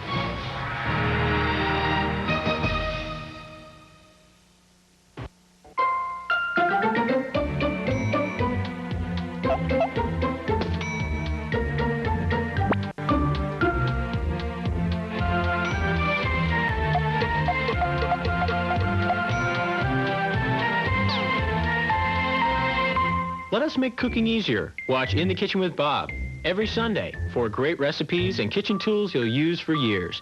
QVC, the kitchen store that's in 50 million homes. Call for your free program guide. Focus, please. Everybody knows Reader's Digest. Not everybody knows Konica. There, now you do. Why you turn to Reader's Digest. Why Reader's Digest turns to Konica. So if you know this company, you should know this company, because Konica contributes to Reader's Digest. Transco is your authorized Konica copier dealer. Transco, Audlin Road, Bangor, and in the Augusta Business Park. 1989, Michigan Seton Hall. About to hit the game-winning free throw with no time left. And he makes it look. Oh! He just... Get in there! He just... Oh, dang it! Little help? Son of a... Come on! And he makes it look this easy. Of course, it was harder for him with all the screaming fans and the pressure. Terry Harvey on the sideline talks it over with his receiving corps. Look at Terry Harvey as he looks out to where he's going to throw the football. He never takes his eyes off of where he's going to throw the football. Clarence Thompson, a freshman from Martin Luther King High School in Detroit, played for Jim Reynolds, the coach up at Martin Luther King, who's a high school catcher in baseball, makes the interception, and the freshman goes in for the touchdown. So on the sideline in the bullpen, Jeff Bender, who is the number 2 and actually not really number 2. He's played a great deal this year for North Carolina State. He is warming up on the sideline, and we will see him as Fitzgerald and Mateer go back in a twin safety for the Wolfpack. Short kick, and it's going to come down to Fitzgerald. And he'll take it to the 27-yard line. We watched Jeff Bender against Duke almost bring him back against the Blue Devils this year when Duke had a big lead. Jeff Bender come off the bench. He's from Pittsburgh, and he had a high school career in Pittsburgh where he was an outstanding quarterback. Thrown for over 800 yards this year, and he comes in at 10:59 left in the third quarter, and his football team down to Michigan 28-0. Give him a little short throw here right off the bat to start him. Or a draw. Short drop over the middle, has it complete. His tight end Schultz, and he'll take it across midfield to the 49. 25 yards on the completion. They talked. Michigan Lloyd Carr told me yesterday that he's talked to his football team about Jeff Bender coming off the bench. Said this is a team that believes they'll win in the fourth quarter. They were down to Texas Tech, and the game was almost over, and all of a sudden they were able to come back and beat them late in the ball game. But that's been the story of Jeff Bender's career. Come off the bench, rally the troops, and let's go again. Those linebackers creeping up. They stay at home, and it's Brown, and the carry gets tripped up at the line of scrimmage. Henderson, I believe, Tony Henderson got a hand on him just to trip him up. And let's take a look at this graphic to back up what Mike is talking about. 2 are losses, but the other 4 are wins. Clemson, Texas Tech, Marshall, Georgia Tech, Virginia, and Duke. And you see where they trailed in the fourth quarter and what the bottom line came to be. Texas Tech 34-26, which I was talking about. Bam Morris, the running back, was carrying the football, and it bounced out, and they actually won that game with in the last play of the game. They threw to the end zone for the touchdown to win it. Benders, now you could see the stunt going on, the stem at the line of scrimmage, and he comes up and calls a timeout. So let's take it with him. 9:54 left in the third quarter. Not one of these guys has a single gray hair. Is it by chance or is it by choice? New Clairol Men's Choice. It's a technological breakthrough. A new way to blend away the gray that's so natural looking, no one can tell you did it. New Clairol Men's Choice is an easy-to-use gel, not a messy liquid. And it works in just 5 minutes without changing your natural hair color. No gray hair, and it looks so natural. Is it by chance or is it by choice? New Clairol Men's Choice. In the year 23,012 BC, Lenny, the traveling salesman, rented the first big round wheel from Thrifty at a nice small rate. Today, Thrifty Car Rentals still offers historically low rates, and now on nice big cars with 4 wheels. Simply check your phone book for the Thrifty location nearest you. Renting wheels at low prices is nothing new to Thrifty. In fact, we invented it. Your neighborhood Thrifty Car Rental, historically known for low rates. What? Oh, guard dog. Oh, very scary.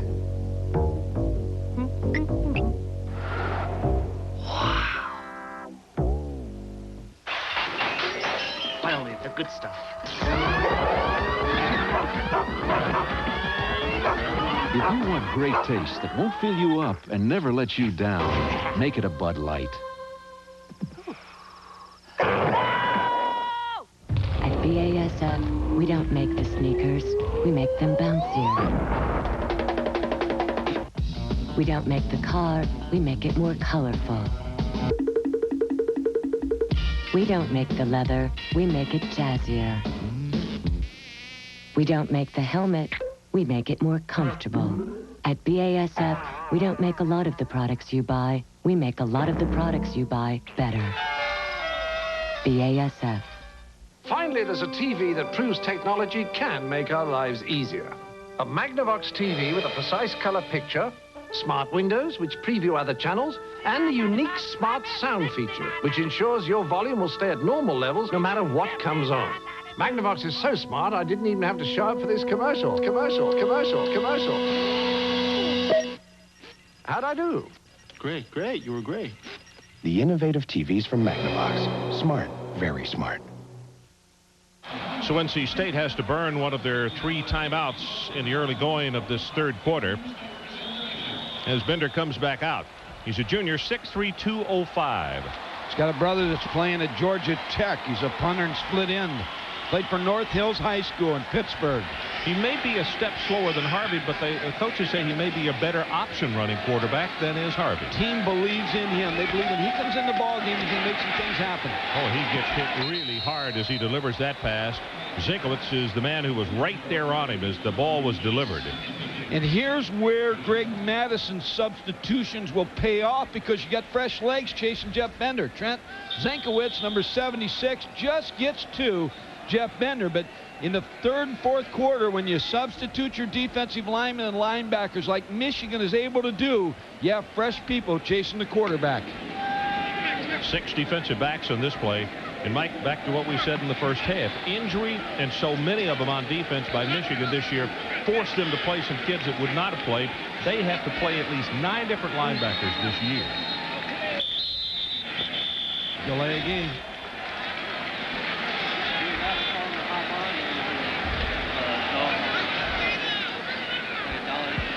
Dead ball foul, delay a game, offense.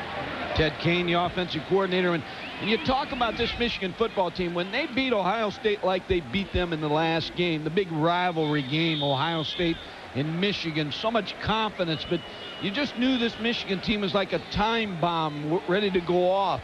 This is not a 7-4 football team. Not by any means. No. And when you look at them, you say, wow. I mean, they're 7-4, but with a lot of talent and a lot of players, but they've been hurt. You see the linebackers creeping up, and here they come. Pressure. Bender slips a little, then gets it away and has it to Goins. Inside the 30, and he gets hit. You could hear it up here by Clarence Thompson. Steve Morrison on a blitz, number 36. You see Clarence Thompson there, number 17, who made the interception. Excellent high school football, Detroit, Michigan. Let me tell you something, a lot of recruitable athletes. Eddie Goins with a good solid catch, but watch the hit by number 17, Clarence Thompson. Well, they just believe. North Carolina State just believes when this guy comes on the field, something good is going to happen. And right now he's making it work. It's first down at the 27 of Michigan.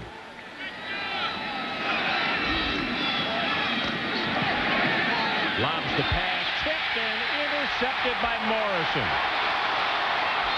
Knocked out of bounds, and that interception will go to Bender, but the ball was tipped and should have been caught. You're right. I mean, that's been the story of North Carolina State, the Wolfpack, the entire day. 4 turnovers, but so many drop passes for Mike O'Keefe's football team. Steve Morrison, Johnny on the spot in the right place. Mike, also give credit to Tony Henderson on this replay. Watch the pressure he puts on. Good pressure, you're right, by Tony Henderson, number 79, the nose guard. But that ball should have been caught by Rod Brown, number 35. And Steve Morrison, the junior linebacker, who when he returned to this football team, it just gave him so much of a lift because he's the quarterback on defense. And you saw he got the 19 yards, knew he couldn't get any more, and just headed out of bounds. Collins drills it and has it complete at the 45. Walter Smith loses his footing. And that's going to be a gain of right at 15 yards. Looking at number 36, Steve Morrison. Cameron's behind the bench. Just talk to the coaches and the people who follow Michigan. They just talked about this young man all yesterday about what a lift he gives to this football team.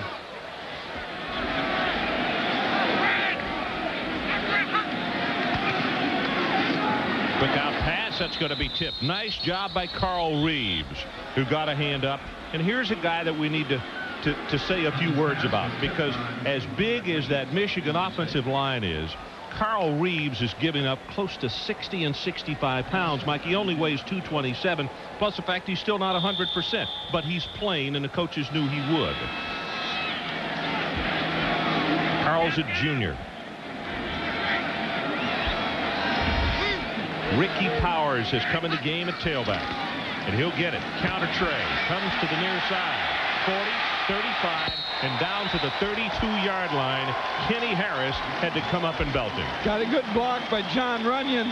But I'm going to tell you something about Ricky Powers. The thing that impressed me about Ricky Powers is the fact that he lost his starting job. He's a captain of the football team, which you have responsibility as a captain. Never, ever did this guy complain. Practiced hard. Gary Moeller said every day, just wait for his chance.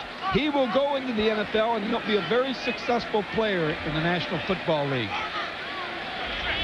You have to be happy for him, Ron. Yeah. Back in is... Gets it again, loses his footing, and goes down close to the 30. What I started to mention in the first half, and Michigan scored very quickly and did not get to complete my thought, is 2 fumbles this year, possibly by trying too hard by Ricky. One against Illinois, which was devastating, and they came back and upset Michigan. The other was against Wisconsin, deep in Badger territory, and he coughed it up, and they lose that ball game to Michigan, to Wisconsin. His teammates say it really has stuck in his craw ever since. He can't forget it. He'll be better for that, though, because you make mistakes. When you're out there playing, you're going to make some mistakes, but it's going to make you a better player, and he's going to be a better football player. Post route and a good catch by Toomer. Amani Toomer, number 18. They have so many good-looking receivers. Buddy Green, the defensive coordinator, said when you turn on the film, you have to keep looking at the numbers because they just keep running so many tailbacks at you and wide receivers. You just joined us, 28-0. Michigan leads. 7:25 left in the third quarter. And now Powers goes out, and Tyrone Wheatley checks back in for the Wolverines. He gets the quick pitch back into the short side of the field. He'll run it as a block, and he will score. Jones and Burkholder, what kind of blocks they threw. Well, Mark Burkholder really had the block that sealed it for the touchdown, and there wasn't anybody outside to stop Ty Wheatley. And they're just wearing down this defensive line of North Carolina State. There's Mark Burkholder, number 80, with a big, big block.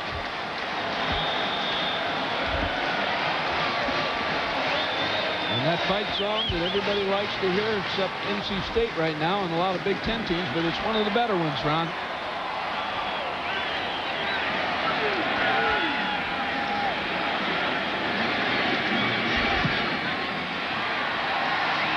Milicevic with the extra point. It is now 35-0 Michigan.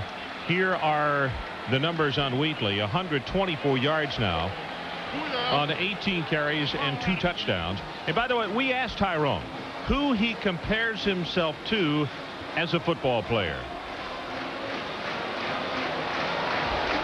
I just try, emulate the bigger guys, try to take some things from them, see how they use their size, their speed, like Herschel Walker and Bo Jackson, how they use their size and speed as a combination. And I just try to, take things from them and just see how they use it.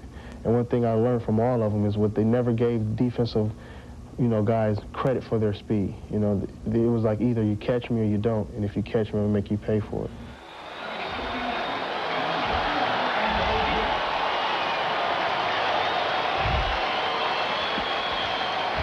So here are the top rushers. Wheatley now goes to number 5, 3,035, and before the afternoon is over, Billy Taylor may have to take a step over in the number 4 position. Well, I don't think there's any doubt, unless something happens here, Billy Taylor's going down, and going down hard. Look at this sign in the stands. Tyrone, just say no to the NFL, of course, is what he's talking about.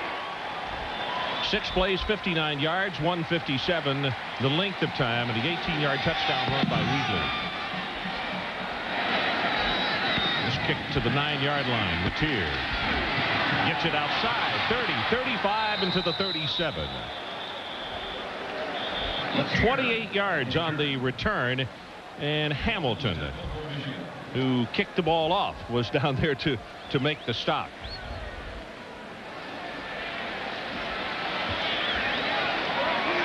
Number 6, famous number 6 in Detroit baseball history, Mr. Kaline, Al Kaline, for many years, which I know you knew, you being the all-sports fan that you are, but you have to understand, I pull for the White Sox for some reason. I'm a Tiger I was fan. not Gage a Tiger Brown, fan. let me tell you something. Oh, number 26 from my hometown was the best. Under pressure, still gets it away, and that's a good grab by Brown as he'll catch it and be down at the 42.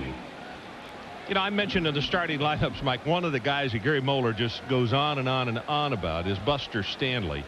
And maybe we'll have an opportunity to keep an eye on him on this series. He wears number 60. I know we're going to see, he's one of the co-captains, and he will play in at least one of the All-Star games. I believe the Senior Bowl is the one that he's scheduled for. But he's one of those type of guys that may not get as much recognition as a lot of others, but it's just all out every time the ball is snapped. Option. Downs. Caught by the ankles at the 36-yard line, and Chuck Winters is the man who grabs him. I've said it all this ball game that NC State has not played that poorly on offense. They just have not been able to sustain anything. Buster Stanley taking the dive play. Now once you take the dive play, you have somebody on the quarterback. Number 20, Darrell Anderson had the pitch man, fell down again. A lot of slipping on the outside. Yep. I'll tell you what, Gary Downs, even though his football team is down 35-0, I think Downs has had an outstanding afternoon. He has looked very good in a lot of situations. On top for the end zone, incomplete and very nearly intercepted by Ty Law. Pass intended for Griffiths. You're talking about Buster Stanley. Buster Stanley played nose guard this season, controlled the middle, and they moved him back outside.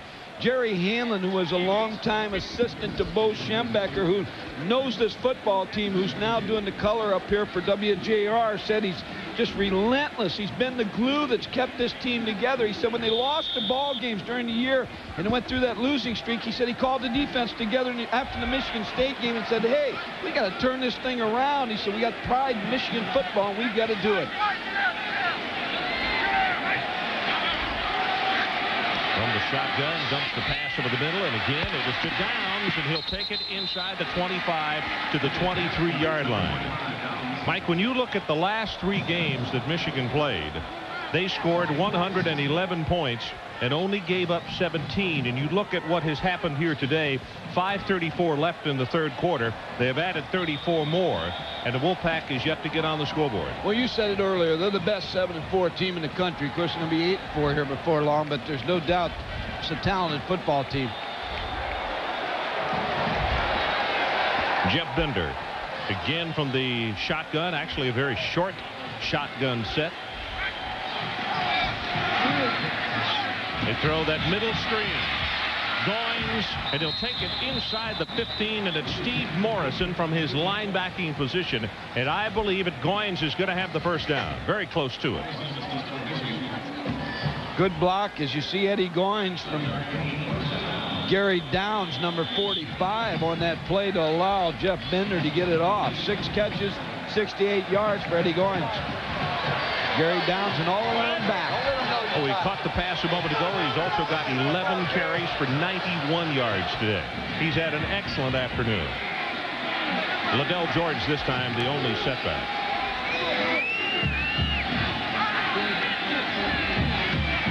Bender looking, got a man in the end zone, and touchdown. Brian Fitzgerald.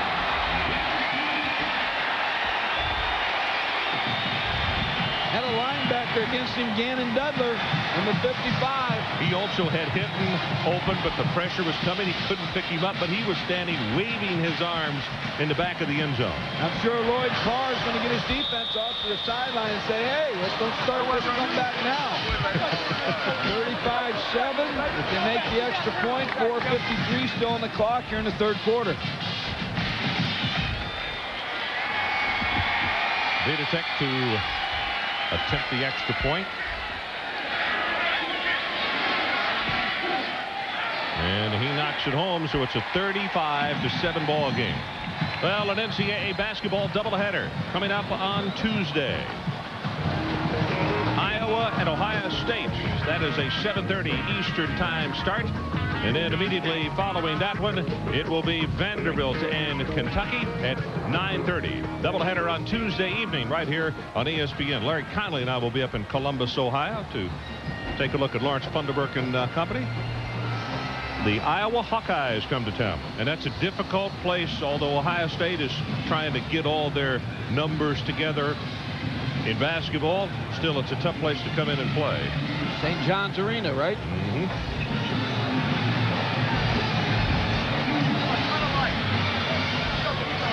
35-7 our score with 4:53 remaining in this third quarter. Now the weather has turned as the rain has gone.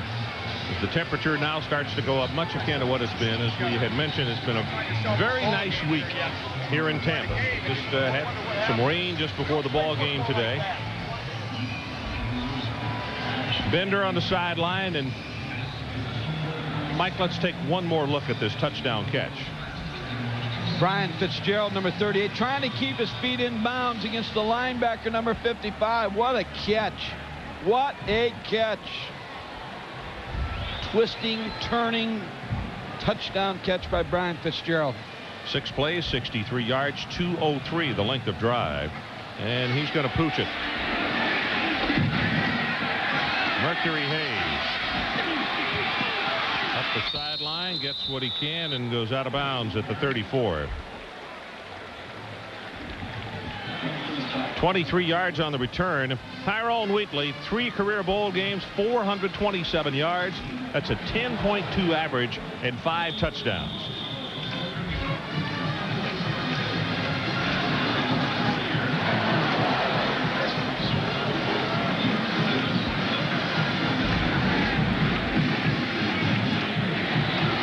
Ed Davis will come in replacing Wheatley right now.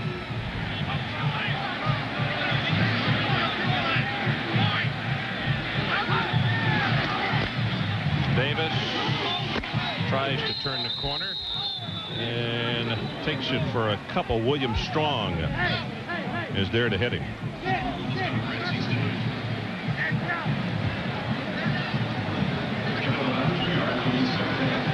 North Carolina State defense, Ron, has given up 190 plus yards in 6 games this year. Because their size of the front, they lost some defensive linemen early to injury.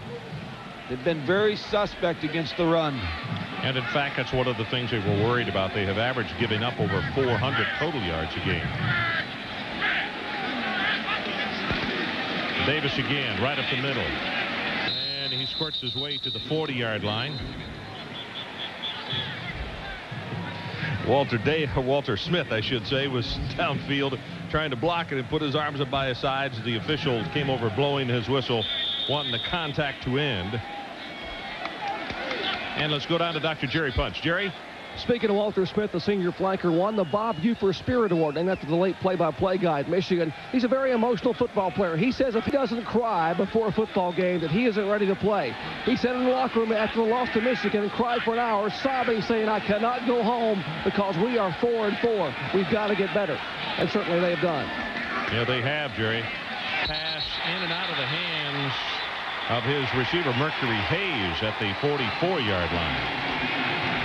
And with that, a punting situation, and the North Carolina State faithful whooping it up a little bit, hoping that maybe they can get the football and do what they did on the last drive, and that's take it into the end zone.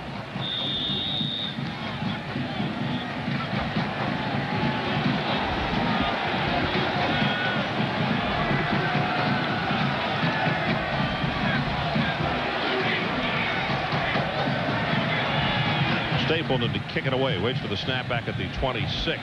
That's Liddell George in a single safety. Oh, this is a driving spiral. George runs away from it and into the end zone. 60 yards on a kick by Stapleton. Arizona out to an early lead over Miami. Tennessee, Heath Schuler cranking it out. By the way, we'd like to thank the Blockbuster Video Blimp for providing ESPN these beautiful aerial views of Tampa Stadium for today's event. We said it is now turning into a very pleasant day here in Tampa, Florida for this 1994 edition of the Hall of Fame Bowl.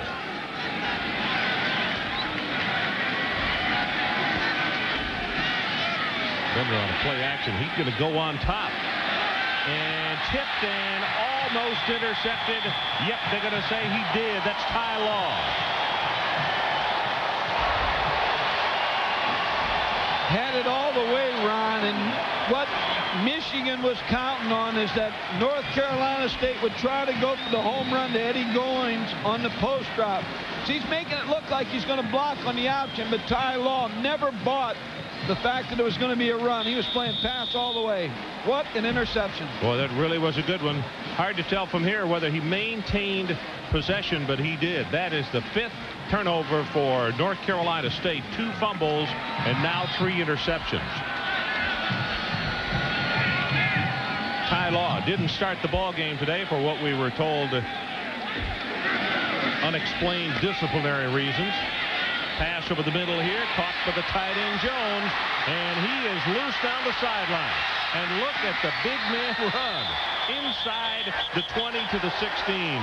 Strong had to jump on his back and bring him down. Now he's a good-looking athlete. Mercury Hayes, number 9 with a block, and I talked about it earlier in the broadcast. And Buddy Green was talking about the wide receivers from Michigan, how well they blocked.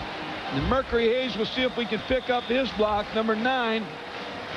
There it is. There's the block that sprung Damon Jones for big yardage, but the 6'5", 250-pound freshman with a big reception.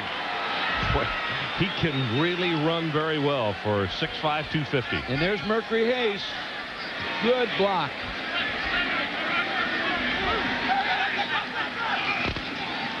Collins sets in the pocket, and he just throws this one away. He had pressure coming. It looked like a corner blitz that they had on him. Did have a corner blitz, and Tyler Lawrence, number 58, was right in the face of Todd Collins. And that was William Strong, our MVP from the Florida State game, who was looking for the tax deduction. Yeah, coming after the quarterback in the corner blitz.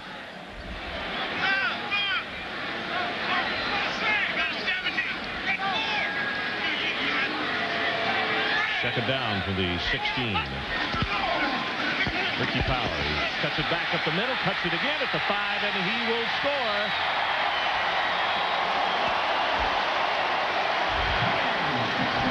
Everybody on this football team is happy for Ricky Powers.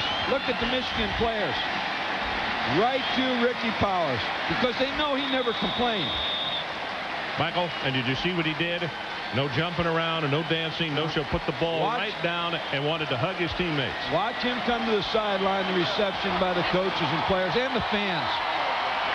That is so good to see when a guy has had a tough time and all of a sudden sticks with it and makes good things happen. Ty Wheatley coming over to add his congratulations as well. As Zalesevic has the extra point. And let's take another look. 3:13 left in the 3rd quarter. As you watch Wheatley from the sideline, and here is the run. Look at this cutback. Right there. Freezes Kenny Harris. He'll be playing in the NFL, I guarantee it. Look at Tyrone Wheatley's reaction on the sideline after the touchdown that puts Michigan on top 42-7.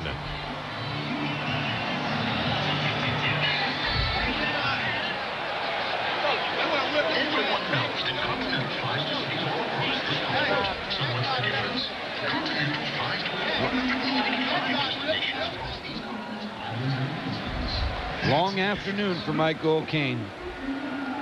Well, Penn State has scored, come back within 3 of Tennessee. And Miami was a team struggling at the end of the year. Now, offensively, they've had some problems, and they're run up against the defense out there. I thought maybe that game would end 3-2. You know, I did too. Because when we saw Arizona, they had quarterback injuries, but that offense was just not the prettiest thing in the world. No, but their defense is something now. Yep. They do a great job at Arizona on defense.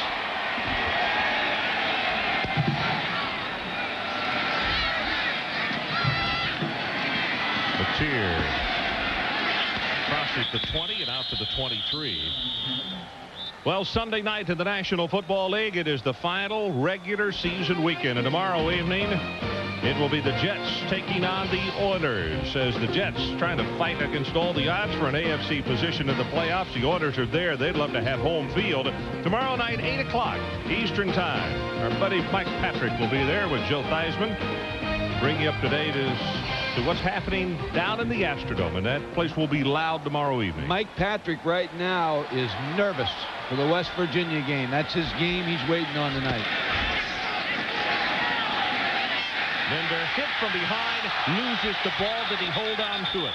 That's Matt Dyson, who was catching him from his blind side. Also, Stanley was there, and it's a loss of 14.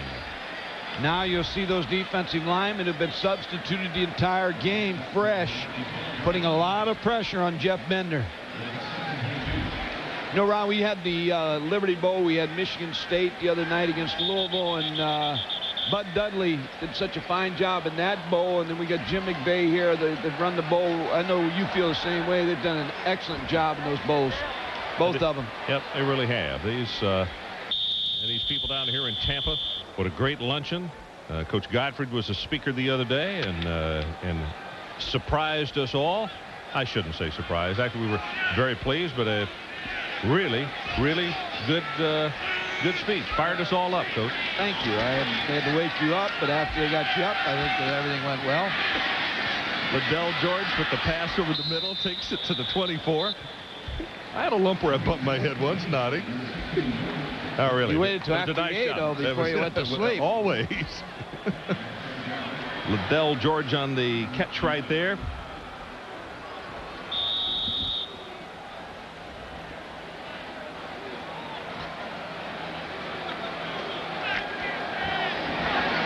(42-7). Under 2 minutes to play, third quarter. Harvey operates the quarterback. Bender took a really tough shot a minute ago as he got sandwiched. Pressure to the outside again from Diastos. It's complete at the 30.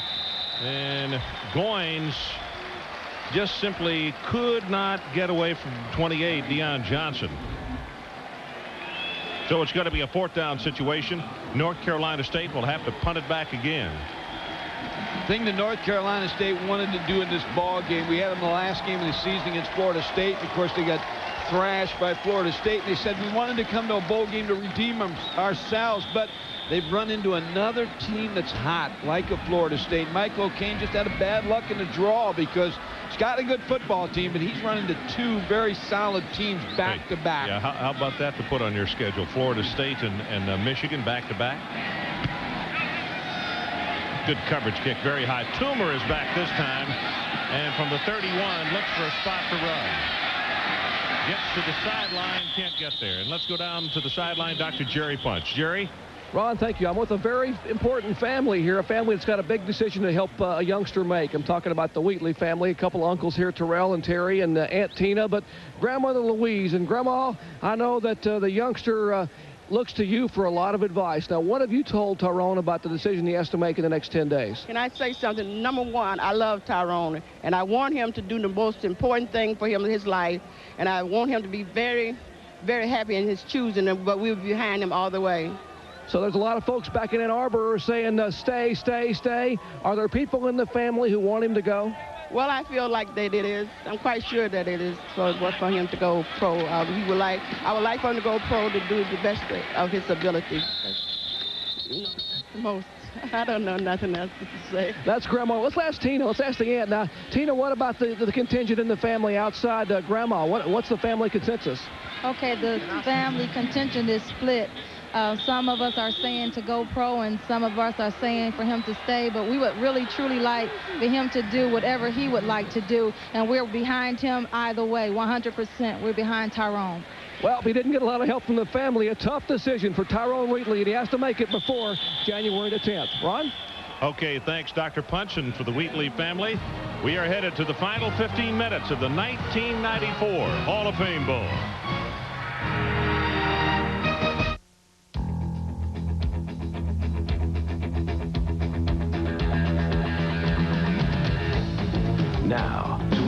new shaves, there's an edge all his own. Only Edge Gel has 8 custom formulas to fit every shaving need. From tough beards to sensitive skin, for the closest, most comfortable shave you can get an edge of your own. Edge Gel, skincare for men. Ultimate closeness, ultimate comfort. That's the Edge. If you like basketball, this is the ultimate home video. The definitive history of basketball. The story of a game. Narrated by ABC sports commentator Jim McKay, this special collector's edition package contains 2 full-length action-packed video cassettes. From Wilt Chamberlain to Shaquille O'Neal, the Dream Team, and the legendary Michael Jordan. Never before has NBA, NCAA, Olympic, and World Championship footage been available in one extraordinary collection. It's like no other feeling playing the game. Order your copy of The Story of a Game. 2 full-length videos and a 32-page color booklet, all for only $29.95. Greatest satisfaction is to get the whole ball of wax. Call 1-800-544-1000 to order your collector's copy of The Story of a Game. You'll get 2 full-length videos and a 32-page booklet, all for only $29.95 plus shipping. Call 1-800-544-1000. You hit the ramp at 52 miles an hour and fly 100 feet.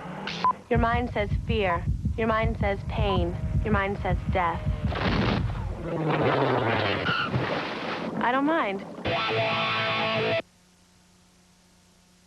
Welcome back to Tampa. Ron Franklin, Mike Gottfried, and Dr. Jerry Punch. And a Happy New Year to you and your family. Hope that it has been a safe one so far, and you look forward to a prosperous 94. Gary Moeller certainly is, as he only loses 3 people off that offense. We'll tell you who they are in just a moment. As the running play, they go with Foster. He's going to lose his center, Milia. He's tied in Burkholder, and he'll lose his flanker. And that's Derek Alexander. And beyond that, Mike, this offense is back there. And, of course, depending on what Wheatley does. Well, Mark Melia, the center, is going to go to medical school. He had the appointment last year, but decided to stay for his 5th year. He will go into the medical field there. He's been accepted at the Michigan Medical School. Very bright young man, academic All-American. Going to be another Dr. Jerry Punch. Pressure is on. Collins hit as the ball has gotten away and incomplete. And let's check in again with Dr. Jerry Punch. Jerry? Mike, I think he's going to be a lot better than Dr. Jerry Punch. He's going to be an orthopedic surgeon. He's going for the big bucks. But the young man, perseverance has paid off for him. You know, he played behind some All-Americans for 4 years. Matt Elliott, Steve Everett, and Joe Cacuzo. In fact, last year in the Rose Bowl, he wanted to play so bad, he played tight end. But this year he came back, put medical school off for 1 full year so he could play on New Year's Day in a final bowl game. A year from now, he'll be buried in the books trying to be an orthopedic surgeon up at Ann Arbor at the University of Michigan. Puncher, better to be buried in books than bodies. I'm sure he will look at it that way. North Carolina State with a return on, and here's a driving kick. Liddell George all the way back to the 3-yard line, and is going to be tripped up before he reaches the 10. Well, speaking to Mark Melia, the anchor to that Michigan offensive line, we asked him about blocking for a guy like Tyrone Wheatley. Here's his response. Well, for me, it's been a real pleasure to block for Tyrone, because not only is he a great athlete, but he's just a great guy. And he always is quick to give credit to where credit is due, and he's just a real team player, and that's what I really respect about him. Dr. Jerry Punch, I'll also say that when Mark becomes an orthopedic surgeon, he may be the biggest necked orthopedic surgeon in the country. One thing, when he tells you you've got a broken bone, you're going to listen. Gary Downs on a carry as he'll take it out across the 12-yard line. 42-7 our score as Harvey is back in the ball game. Bender, as we mentioned, received a very hard shot when he was double-teamed or sandwiched in between 2 tacklers at the end of that 3rd quarter, and we haven't seen him since then. Ron, there was a surprise. Virginia ahead. Their ball game 7-0.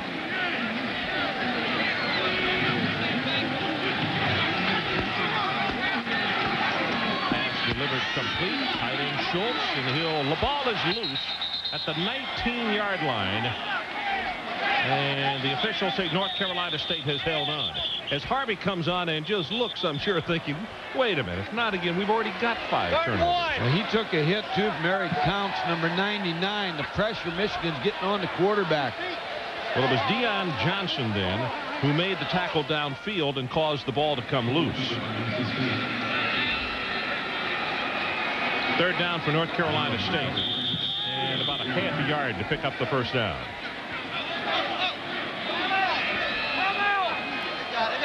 And you can hear Coach on the sideline saying, timeout, we don't want to get a delay of game. Haven't heard him.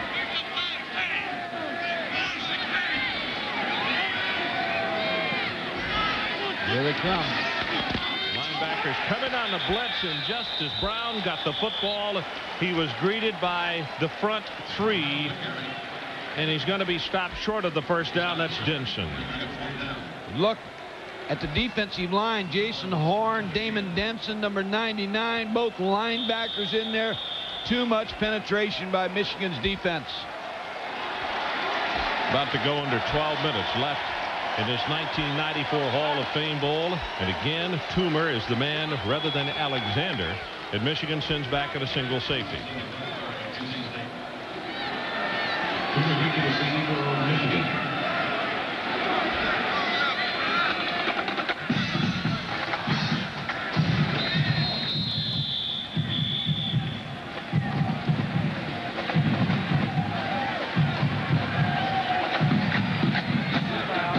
Delay of game, offensive.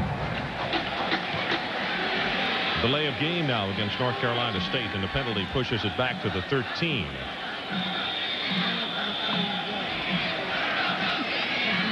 The benefit of the bowl game for North Carolina State gave them an opportunity to practice their young players. Talked about the other night at the Liberty Bowl. When you go to a bowl game, it's like having extra spring practice for your younger players. They'll benefit from it. Toomer retreats all the way to the 40, tries to return up the middle, and he is going to make it to the 50-yard line. Harper was the first man on the special teams to grab him. So let's take a break. Michigan by 35.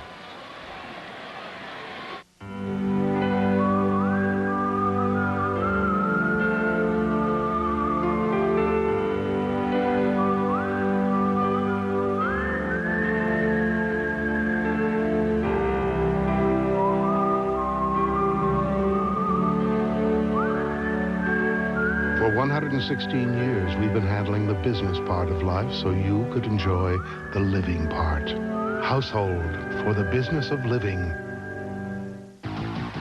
Explosive offense. Devastating defense.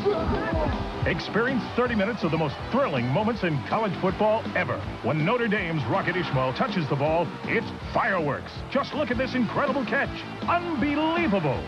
But here's the most unbelievable catch of all. College Sports' incredible football plays is yours free. That's right, free when you subscribe to College Sports, the hot new national magazine devoted exclusively to college sports. From the first kickoff in September to the slam dunking action of March Madness, the excitement of hockey, baseball, and much more. Call now to order your free incredible football plays video and receive 12 action-packed issues of College Sports magazine. You'll get more college sports action than you've ever had before. All for 3 easy installments of only $7.99 each. If you don't agree, College Sports is everything you expect. Just ask for your money back, but keep the free video as our gift just for trying College Sports. Order now.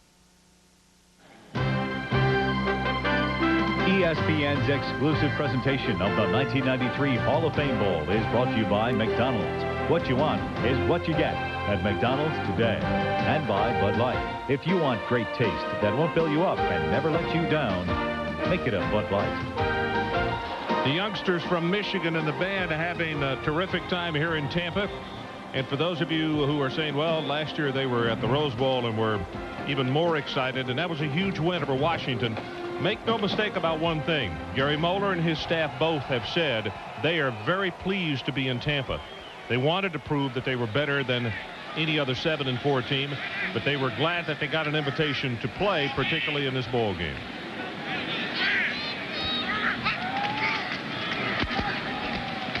Davis.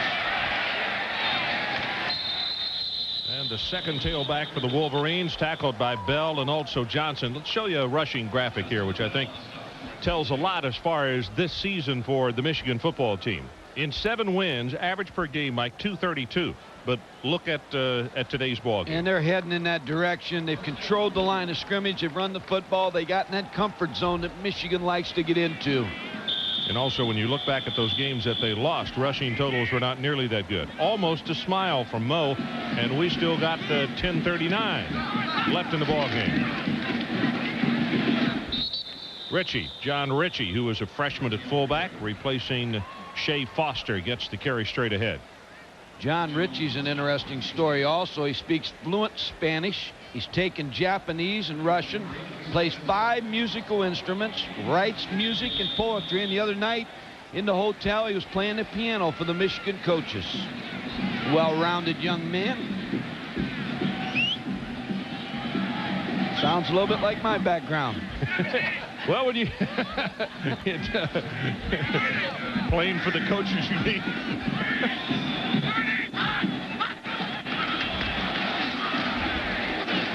This running play is not going to go very far. Davis hit by Gallen.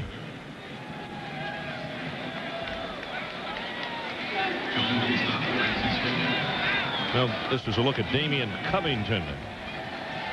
Being blocked by Damon Jones, 85, trying to get off the block to make the play. Not just football players, very good athlete. Has played other sports and done well also, which we'll tell you more about. Biakapatuka comes into the ball game. You pronounce that. Pressure from the backside. Tyler Lawrence misses it. Pulls up, throws the pass, tipped, and it almost came back to one of those defensive linemen. Damon Jones was the receiver that he wanted. Well, he was coming back to block. Damon Jones was heading back to block. He had no idea he was going to throw the football to him.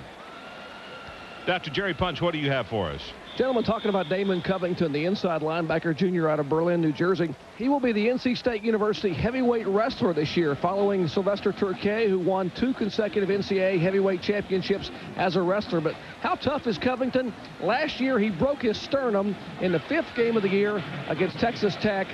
He played the last 5 games of the year with a broken sternum. Not only did he play, he led the conference in tackles with a fractured sternum. That's incredible. That's very tough. So there's a timeout on the field. 9:01 left to play in our ball game. We'll be right back to 10. There's been a tradition at Fort Western Tire that's been passed down from one generation to the next, and that tradition is pride in what they do and how well they do it. Pride and craftsmanship is also built into every Cooper tire they sell. American-made and time-tested quality have made Cooper tires the choice of professionals. So no matter what your automotive needs, from tune-ups, repair, those great Cooper tires, come to Fort Western Tire in Augusta, where they treat you like part of the family. Okay, let's begin.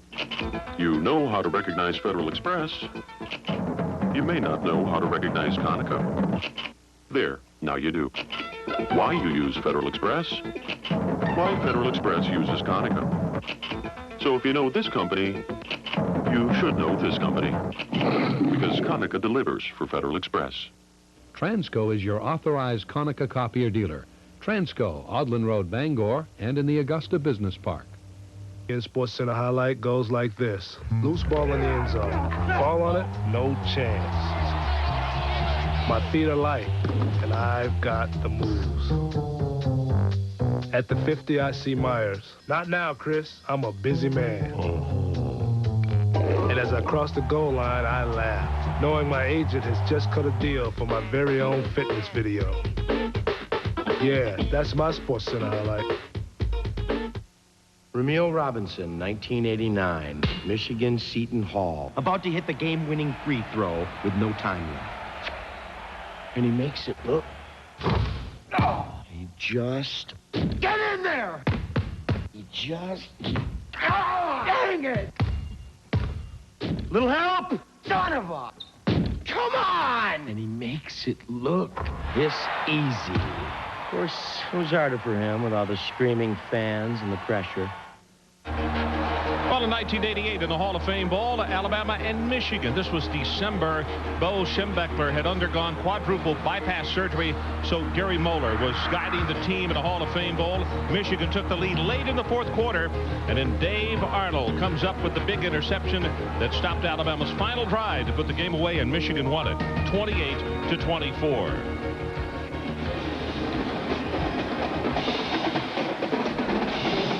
And some of the Michigan faithful who have battled down to this much warmer climate, and that excellent marching band for the Wolverines, and they have had a great time today.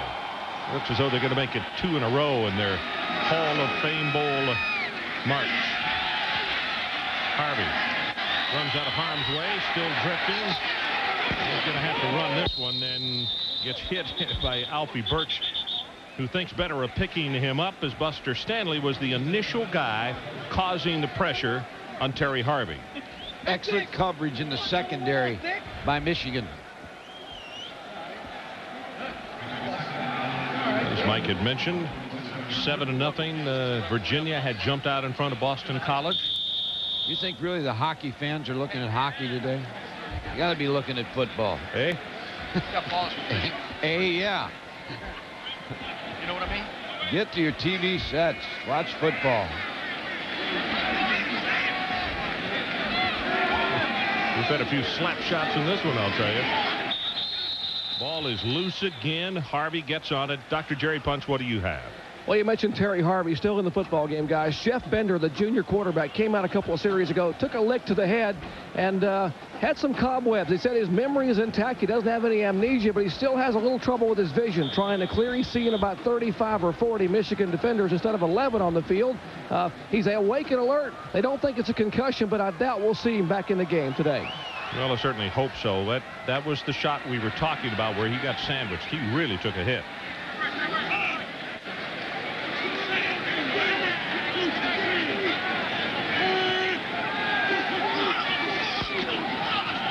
Liddell George. Big opening over the middle. He's going to have the first down. Liddell George is an interesting player. Lloyd Carr, the defensive coordinator, says we need to know where he's at all times. He's a fullback. He returns punts. He throws the halfback pass. He's an excellent receiver, as you see Matt Dyson coming out of the game. But Liddell George, a very well-rounded football player. 6'1", 208-pound senior. Number 16. He got 12 yards in that last play. Dyson, who was coming out, has applied really good pressure all day. He's had a good game for the Wolverines. Pass thrown in the flat, complete, and Liddell George tries to fight off the tackle to the 42. By the way, I'll bet Lloyd Carr didn't tell you this, but he is extremely proud of his daughter Emily. Hit 2 free throws to help their team win the state championship up there. He did tell you about that. No, he didn't. I was just kidding you. Well, Emily is the one who did it. And he was there, got to see it.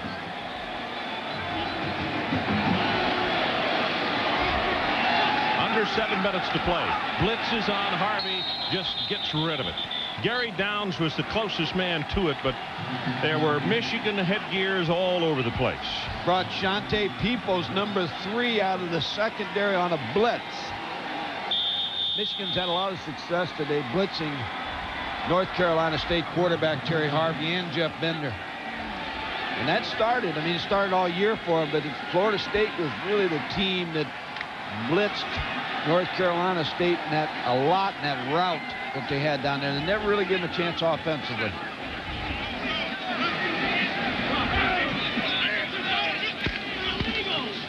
Option play, and the pitch back goes to Downs. He turns the corner. Gary's going to have the first down at the 50.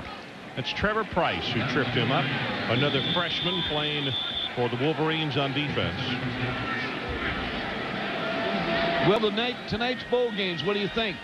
You got Nebraska and Florida State. What do you think in that ball game? Florida State. Well, that's easy. It's going to be a rout, a close game, or... I think that they will win by 2 touchdowns. In the Sugar Bowl game? I think it might be a little closer than that. Okay. All right, go ahead, Sugar Bowl. Well, I mean, obviously you wanted to set me up to say that. No. In the Sugar Bowl game, I think that Florida better get rid of some distractions, losing offensive linemen and backs and what have you, because the Mountaineers obviously are a very good football team, and I think they will be the ones that are really revved up. Plus the fact that there is a true artificial turf team in this country. I think Don's kids know how to play in the artificial surface as well as anybody. Notre Dame and Texas A&M, what do you think? Notre Dame in a very close ball game. That ball is picked off at the 33-yard line, and it's Steve King, the reserve free safety. And that is 6 turnovers against North Carolina State. Let's take a break. 6:25 left in this one.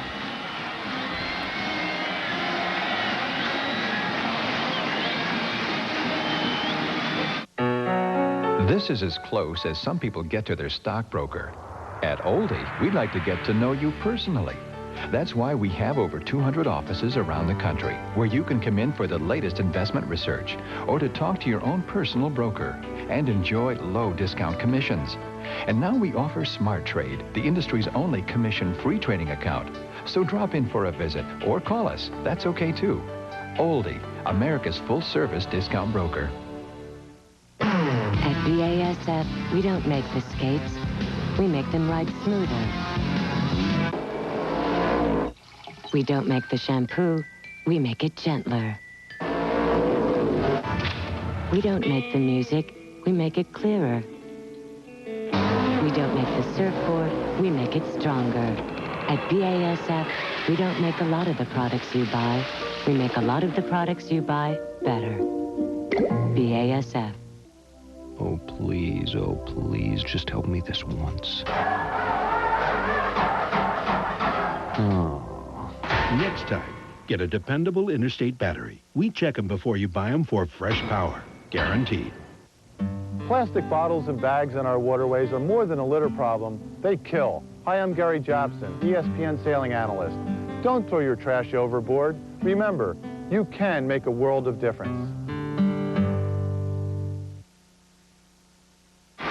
Hail to the victors. We've heard it a lot today. And in 6 minutes and 25 seconds, that will be the case for the Wolverines of Michigan as they are on top 42-7. And we have a substitute, Mike, at quarterback, Jason Carr, who is a sophomore who's just come into the ball game. And his father is the defensive coordinator, Lloyd. So Lloyd's not coaching defense right now. He's watching his son. 42-7 lead. He can afford to watch his son. 6'1", 199 pounds, and a sophomore. It obviously is from Ann Arbor. This has to be a real treat.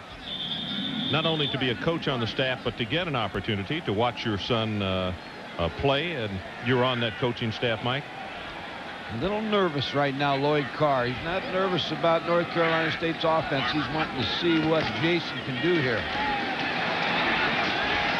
Yakabatuka takes the ball off the right side, and Harris will trip him up close to the first down at the 44-yard line. Good game plan offensively from Michigan today. Cam Cameron, who works with the passing game. Les Miles, who works with the running game. Of course, Gary Moeller calls a lot of the plays for Michigan. You could hear that roar go up in the crowd. They love this youngster who's just come into the ball game. And you were talking about the foreign languages a moment ago. Yakabatuka speaks fluent French. I'll try to get him in a conversation a little later. I knew you had earlier. There is the break inside the 40 and down to the 37. And again, Tim Yakabatuka, the ball carrier, with the big game. Penn State has tied up Tennessee. I think the other part of the cheer is that they were just pleased the PA announcer could say it. What? 19 yards on the carry there. Wish I could have played.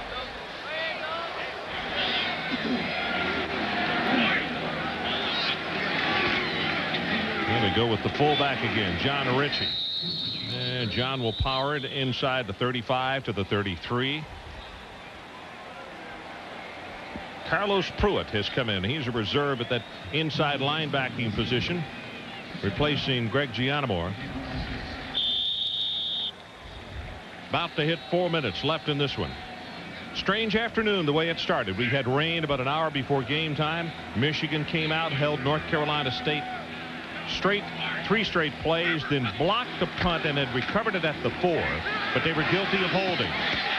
That pass is complete to the 22 to Todd Richards, and another Michigan first down. And then North Carolina State held them at bay, and we went almost scoreless for the entire first quarter. Michigan got on the board late in the first, then scored on a 79-yard punt return by Alexander.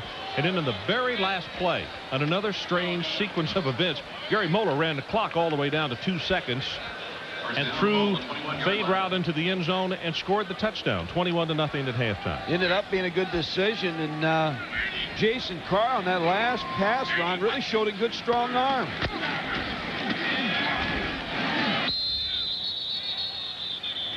This time Tim will take it down to the 20 for a gain of a couple. Mike, I think that I know you mentioned here in the second half that with their talent that they have, that Michigan's always going to be around the top 10.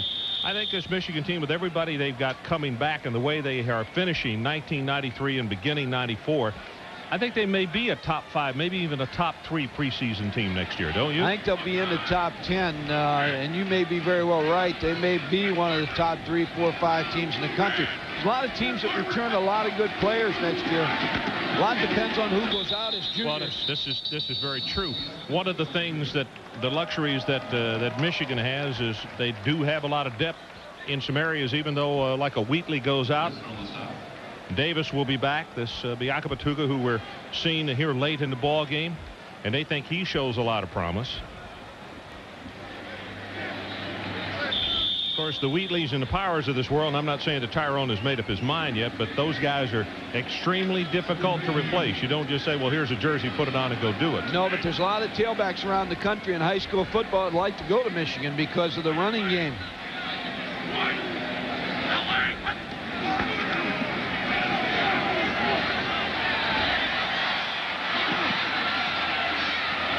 And he's going to come out of bounds instead of going down, and that's actually going to cost his ball club about 40 seconds on the clock. By the time they would have brought the ball back into the middle of the field and then put the 25-second clock in place, so it stops it at 2:11 left in the ball game. See Ty Wheatley's numbers for the afternoon: 18 rushes, 124 yards, 2 touchdowns.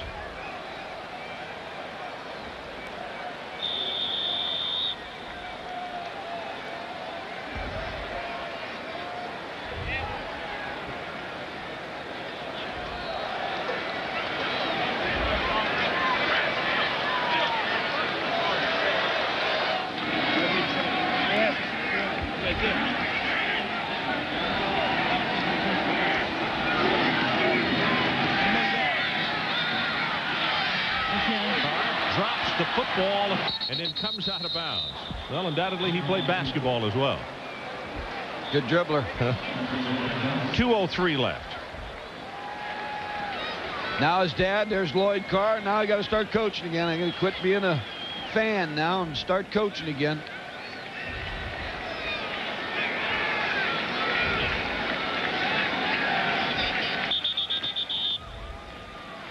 Son making the dad work. So the defense comes back on the field as Michigan does not pick up the first down, and Terry Harvey comes back on with just over 2 minutes left in this one. His club down 42-7 to Michigan.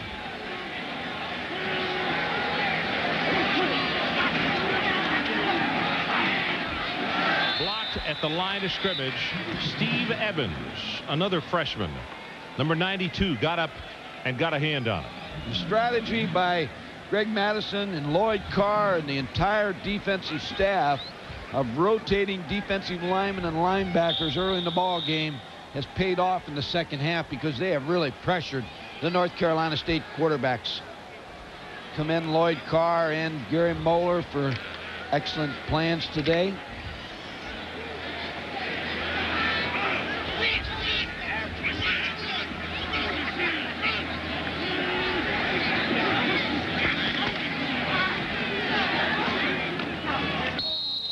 pass right in and out of the hands of Schultz. So all of a sudden it's third down. They have used virtually no time. And we have a minute 54 left of the ball game.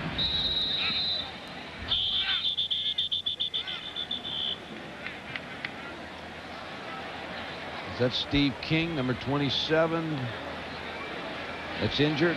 Mike, I can't get his number, but it is one of the Michigan defensive backs who was down at the 35. Well, while we got a couple of seconds here, let's talk about basketball coming up. Big Monday, Nebraska at Iowa State. That's the first game, 9 o'clock Eastern time. Then midnight, Virginia and UNLV. That at around midnight Eastern time on Big Monday. So it's Nebraska, Iowa State, Eric Piakowski and company in Virginia and UNLV. Ron, it's Woodrow Hankins, number 23, that I believe is injured.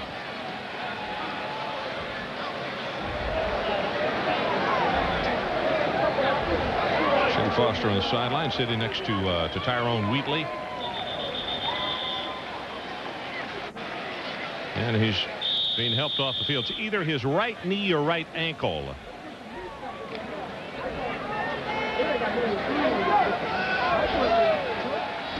He's out of Owasso, Oklahoma. Not too far from Tulsa.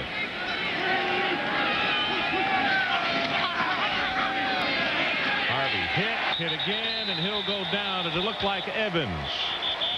Mike, this is a young man that the coaches talked about. They said they had not been able to find as much playing time for him as they had wanted, but I think we're seeing why they're excited about Steve Evans. 6'4", 232-pound freshman, just comes off the blocks right in the face of the North Carolina State quarterback, Terry Harvey. 4 sacks this afternoon for the Wolverines. And, of course, there have been 6 Wolfpack turnovers. This time we're going to get to see Ty Law back in the single safety. Alexander was first, and they tried Toomer, and now Law.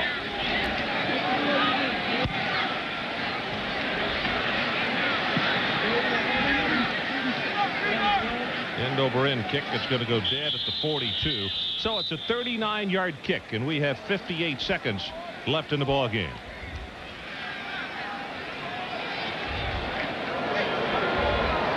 I want to thank the sports information people and the coaching staff from both of these schools for their hospitality and helping us out over the week in preparation for this ball game.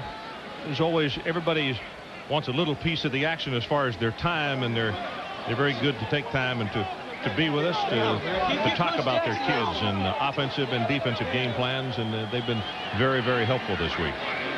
And particularly to the fine folks here at the Hall of Fame Bowl. This is Buff, who has come into the backfield, and he's the ball carrier. Just about everybody is getting a shot at this one. Now let's check this one out to see if Coach Moeller is. Oh, he doesn't see him, and they got the poor GA. Jamie, that's the GA's first bath there, Gatorade or whatever it is. They missed him. That's bad. Now, guys, you got to try that again. Then the 20 yards, man. That's like throwing at the ground and missing. Bob, big opening at the 50, 45, and down to the 40, and very wisely stayed in the field of play.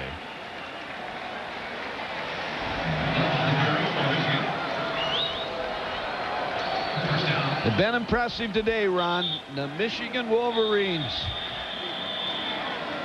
The Big Ten teams that are watching and next year opponents know that this is going to be a fine, fine football team in 1994.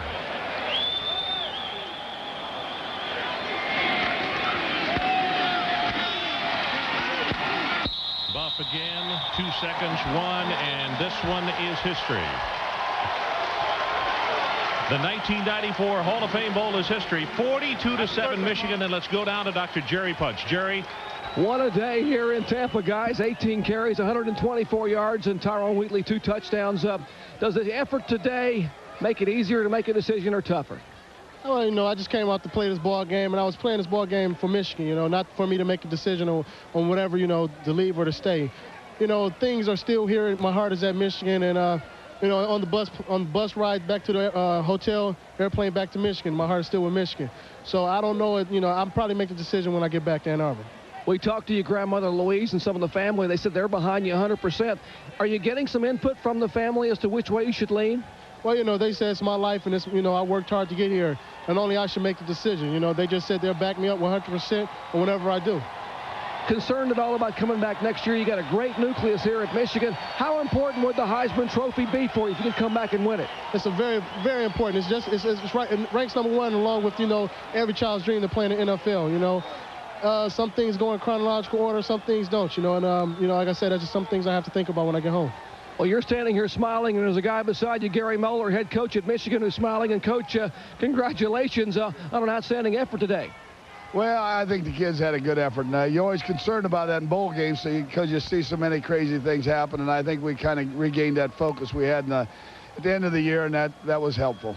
We talked to this young man about the decision he has to make. The efforts today doesn't make it any easier. I know you probably support his decision, but have you been able to give him any advice at all? Well, we've talked a little bit, but we aren't going to make any decisions before this game. And obviously he has some decisions to make. And the biggest thing is that we make the correct decision for Tyrone Wheatley, because if it's not in the best interest of the student athlete, why do it? The guys upstairs talked about, you know, what is the correct decision? I mean, it's hard to make one now. They say, you know, what value do you put on your last year of college? Well, you put a lot on it because it's a year you can never buy back out of your life, and you gotta go through a number of other things, and a lot of other things you might want to accomplish that's not in the NFL, and yet we all understand money. Well, money is one thing, but Heisman trophies don't come but once in a lifetime. And have you talked to Desmond Howard or Hopalong Cassidy, any of the folks down here who won the Heisman? Have they told you what it means to them? I talked to some of the guys, and they say it's a very, you know, very prestigious trophy to have. You know, it's something that you can have with you for the rest of your life. And, you know, like I said, I just have to make a decision when I get back to Ann Arbor. Guys, congratulations on a big victory. Thank you very much. Thank you. We'll be back to Tampa Bay. It's a Michigan win for the Wolverines, 42-7, the 8th annual Hall of Fame game here at Tampa Bay Stadium.